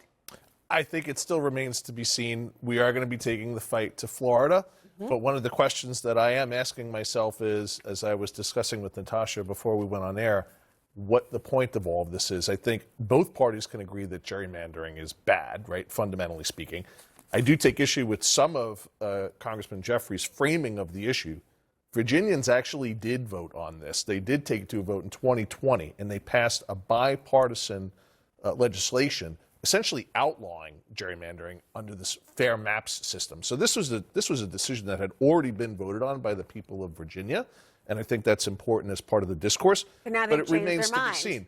Well, they changed their minds, but they also changed their minds on the basis of the phrasing, of a ballot that I think had some pretty fundamental bias in it, in this concept of to restore fairness, that concept of restoring fairness, which implies, of course, that there was not fairness previous to this vote taking place. Well, it's more than implying. They believe there was either fundamentally not going to be or has not been in the past. Right. What is your reaction to the fact that Virginians have now as a result of, frankly, a call to action by the President of the United States that has resulted in the domino effect. Is this going to bode well for Democrats in the long term? I think there's room for nuance in the conversation. If you listen to voters, many of them were saying, we don't want to do this, but you're forcing us to do this. This is a fight we did not start, but we're not going to lay down and have one person dictate the outcome of the midterms before it happens. So what you hear when you hear Leader Jeffries talk, he keeps emphasizing the voters' decision. And I hear you, Mark. In 2020, voters made a decision. We're now in 2026. It's a different world. And so they're saying, and they've been calling on Democrats, stop just laying down. The days of going high are over. And Governor Newsom also talked about this. It's not just about being philosophically right. It's about actually winning the game that we are playing right now. Is this the right tactic? I want you to finish your point, but on that point, it's intriguing. Do you think this idea of, if they go low, we go high, and this idea that Democrats were trying to politically hold on to a moral high ground, and often accused of playing the entirely the wrong game or not reading the room, is this pivot the one that will be successful for them to restore power for themselves? I think it certainly rallies people. If you feel like you've lost the game and there's no chance of winning, people check out. They don't come out to vote. But what you saw is that people were really engaged in this. And also, when you talk about purity, they were handing out, we're talking about people who were against the redistricting on the Republican side, flyers with language about Jim Crow. So the same party that has traditionally been disenfranchising voters of color was trying to tell these voters that, in the name of, anti-Jim Crow sort of stance, you should vote no against this. When they know good and well that what they were standing for was actually basically rigging an election that took away voters' voices. So I think it's clear why the Democrats did this. Look ahead to Florida for me, because, if you heard Jeffries talking about the attempt to flip several Republican seats, or at least that they'd be vulnerable enough to have a strong fight against it. Do you have concerns that that could be a possibility in Florida? I think we've certainly seen perhaps more cracks in the Republican base in Florida in recent elections. Why is that? That's a good question. I don't know. If I did, I would be happy to share it with you, Laura. But I feel pretty strongly that the Republicans can expect to eke out 5 seats from the Florida redistricting, and I think that's what we're going to see happen in Florida. I have some thoughts about Florida. I mean, I'm thinking of the Latino population who were promised that only certain folks were going to be affected by immigration, and they're watching their husbands and their children and their loved ones be sent away, even if they're hardworking, contributing, taxpayers. All of that is happening. So there were people who really believed in Donald Trump's promises. They're seeing the broken promises, and I think they're ready to change their stance in the fall. We always look ahead, obviously, to midterms, and our timelines are always perhaps in line with the public or not, but that's always been the focus, talking about election cycles. But Mark, I am really curious about the idea that the Democrats, you heard Jeffries and others talking about essentially that era being over and just trying to play by what they now believe are outdated rules. Does this bode well for Republicans, on the other hand, who will see this as maybe Democrats now being the ones to change course and no longer fulfill the promises they've made in the past? I think it's a call to action on the part of the Republican Party. It's certainly a call to action on the part of this administration. They've got to get the messaging right. I mean, there is so much talk that the economy is in the toilet, that everybody's doing so poorly. We had retail sales numbers come out this morning, Laura, that completely surprised myself and other people on the street. Retail sales, particularly if you take out gasoline and car prices, very strong. The American consumer remains very strong. The economy remains very strong. But they care about gas prices. And of course, we all care about gas prices. That's absolutely the case. And we have an expectation that gas prices will come back down into something that's more livable once there is a sustainable resolution to this Iran conflict. I'd also point out, by the way, that the gas price shock that we're experiencing right now relative to the last period under the Biden administration is substantially lower on a comparative basis. But I think that it's really incumbent on the president and his team to get a message out there that talks about what's right and what's going right in this economy, because there's a lot to be happy about in the American economy. How did Democrats respond to the idea that, and the comparison points to Biden? Because obviously he's further and further back in the rearview mirror. And I know Republicans will point to the Biden years, but I wonder about the amnesia that occurs naturally once you have a president going into his second year, second term. I agree. I mean, as you were talking, again, the numbers show one thing, but I think in the spirits of the people, they feel that difference. I was just telling my husband the other day, I'm like, didn't we just fill up the car with gas and already we had to do it again? Those are the things that people remember. The question is the why. And the problem is right now, you have a lot of Americans who say, I do not know why we are at war with Iran when you said that you were not going to be a president who advocated for wars. You were going to protect us from this. You promised us that we would see the economy come back. So it's the most recent promise that I think stays in the minds of the American people. And the quick thing about the gerrymandering, 2030, that's the key word to keep in mind. They said it's temporary. And I think people were willing to compromise because of that temporary nature. But what was the justification for that, though? I mean, I understand that was a big part of the selling point, right? This is just temporary. This is not. What was the reason? Why was that such an important selling point? The 2030, that it was temporary? Yeah. Because as I said before, there were people who held their noses when they made that vote. They said, we don't want to do this, but because you started the fight and you made the playing field uneven, we have to do something to make it right. Somewhere Billy Joel is singing about not starting the fire. Natasha, Mark, thank you both so much. Up next, he is an Army sergeant of 27 years. He served in Afghanistan, and tonight he is trying to get his wife out of ICE custody. Sergeant Jose Serrano will join me to share his story next. And later, the candidate for Congress who has taken on AI with an idea to make the companies pay for jobs they wipe out. It was supposed to be a routine immigration appointment for the wife of a 27-year Army sergeant when she was detained by ICE. Daisy Rivera Ortega, originally from El Salvador, has lived in the United States for more than a decade. Rivera Ortega had a valid work permit when she was arrested. Her husband, Sergeant First Class Jose Serrano, says she followed the rules to a T. But in a statement to CNN, a Department of Homeland Security spokesperson described her as a, quote, criminal illegal alien from El Salvador, unquote. Federal officials say she was previously convicted for illegal entry and received full due process, and an immigration judge issued her a final order of removal in 2019. Rivera Ortega now faces deportation to Mexico.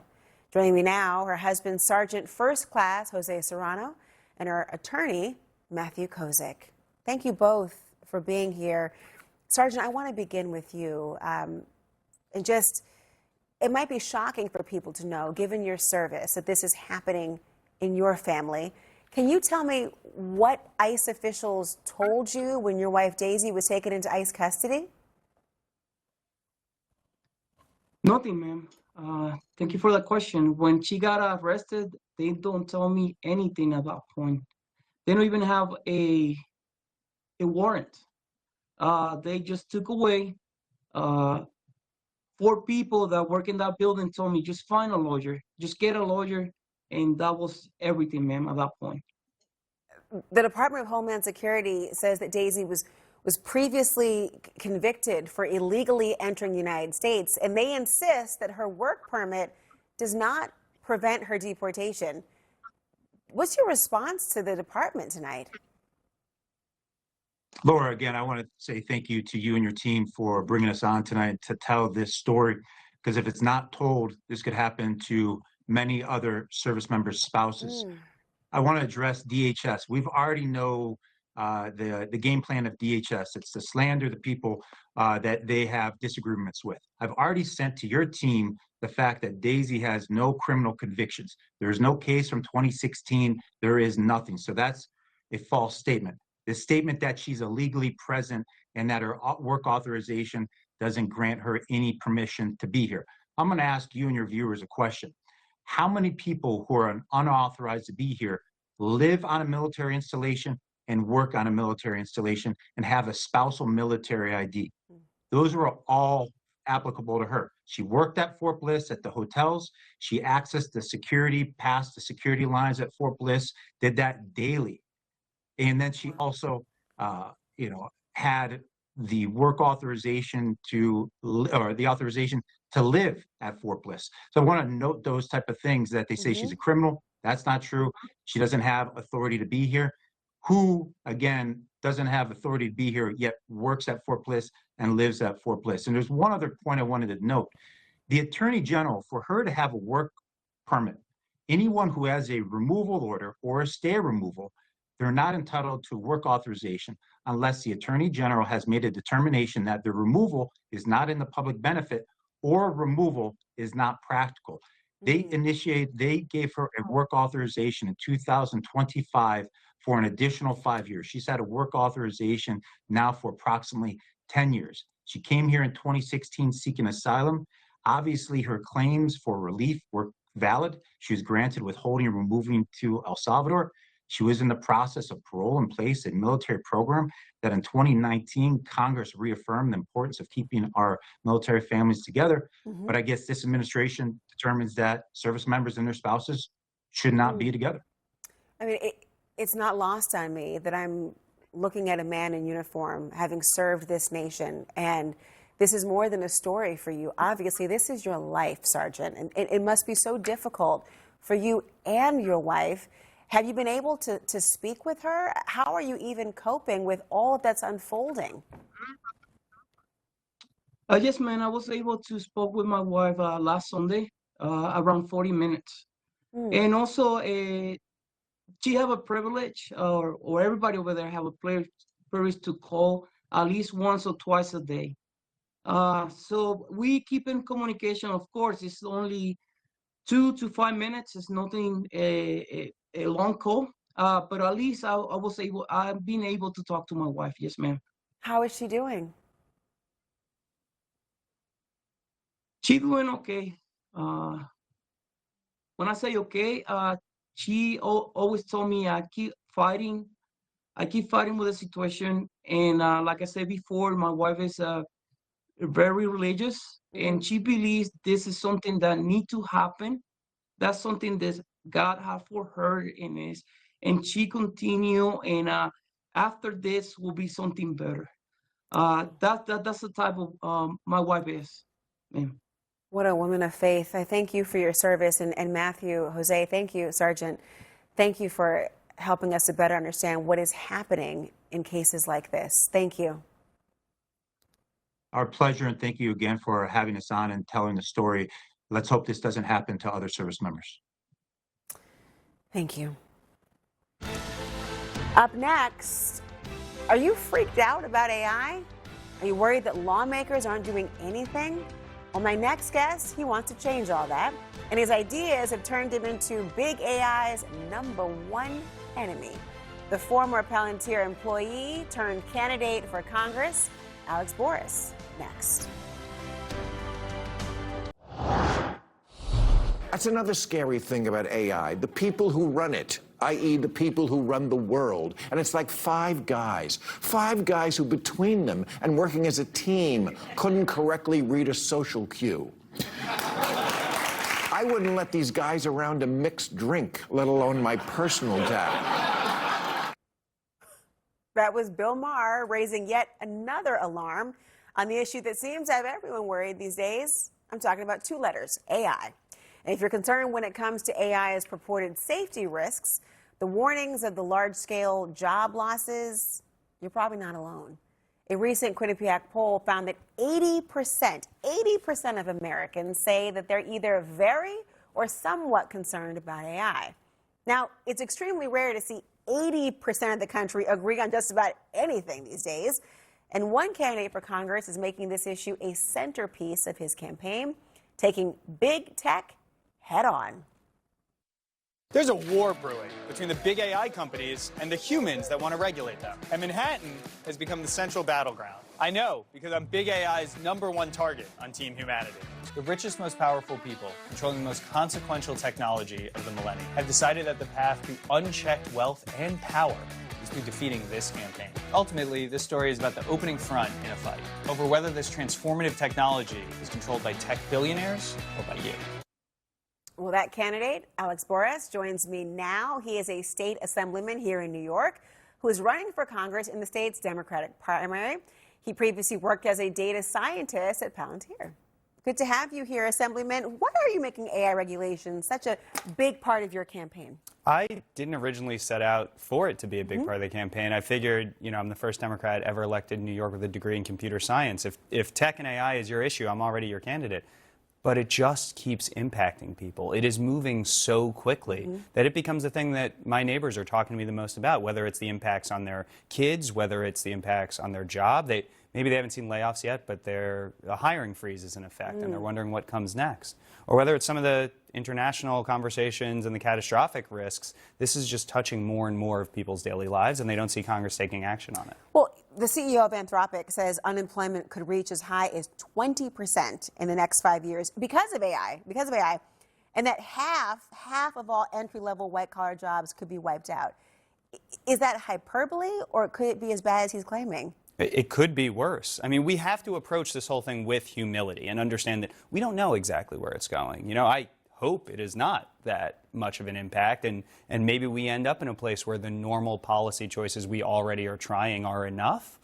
But clearly, the options on the table need to be expanded because the impact could be so large. This is the first time in history that people are building a technology with the explicit goal of replacing all human labor. That doesn't mean they're going to succeed, but if that option's on the table, government needs to be taking it seriously. I mean, you just put out a plan called the AI dividend, and you describe it as an insurance policy where people would receive payments in the event that AI leads to substantial job loss. How would that work? The idea is to make sure that every American has a stake in the AI economy. So it'd be funded via a token tax, actually taxing the use of AI when it's replacing jobs in a commercial setting, by limiting the depreciation on capital investments, on AI investments. So companies right now can write off those investments on their taxes, but they pay additional taxes for hiring workers. That's exactly backwards, and we should change that. And by the government taking equity stakes in the companies themselves by using warrants, basically out of the money options, so they only pay off if one of these companies are wildly successful. Basically, if they replace a substantial portion of human labor, then the federal government would get a lot of that windfall, which could be used for direct payments for people, for job training, for jobs, or for building infrastructure to keep Americans safe. These companies, they argue that there may be some jobs replaced, but they're creating jobs as well, and that this is all really blown out of proportion, and that if there is too much regulation, China would have a leg up. What's the reaction? Well, first of all, the companies themselves don't argue that. They say, no, this might actually change a lot of jobs, from Dario Moda to Sam Altman, one of the things they seem to agree on. But the other bit is that China is regulating AI far more than anything that is being proposed in the Western Hemisphere. The CCP is terrified of an AI chatbot saying the wrong thing. They're terrified of dispersed control among the people. And so regulation will not be the reason that we win or lose the race to China. But more than that, true leadership would be reaching out to China and trying to lower the temperature of the AI arms race and finding verification systems, finding safety systems that make all of us better off. Elon Musk has his own solution that he seems to be posting. I want to read it for you. He says, universal high income via checks issued by the federal government is the best way to deal with unemployment caused by AI. He even says AI robotics will mean everyone can have a penthouse if they want. When's mine coming? Well, and who's living under the penthouse? I look out the window. I wonder what happens in the floors below. It's when he says it, it's marketing, right? He is trying to stave off any regulation whatsoever. When I'm putting forward an AI dividend plan, it's an actual plan that Congress should enact, including funding mechanisms with how to do it. If he really believes in a world where there are going to be large checks from the government, how's the government getting that money? Where are we claiming it from? And I'll remind people, he claimed we were all going to get $5,000 checks from Doge. I'm still waiting for mine. Have you gotten yours? No. I'll check my mailbox again, though. I'll tell you that. Look, you're not the most popular person when it comes to big AI. They're not in line with you. You call yourself big AI's #1 target. And there's a PAC that called Leading the Future. Yeah. It's pledged over $100 million to boost candidates who are friendly to AI. You don't strike me as the friendliest to AI, but not necessarily against it. They put out attack ads against you specifically as well. And there's an op-ed in the New York Times that said, quote, no one else in the race has better enemies than you.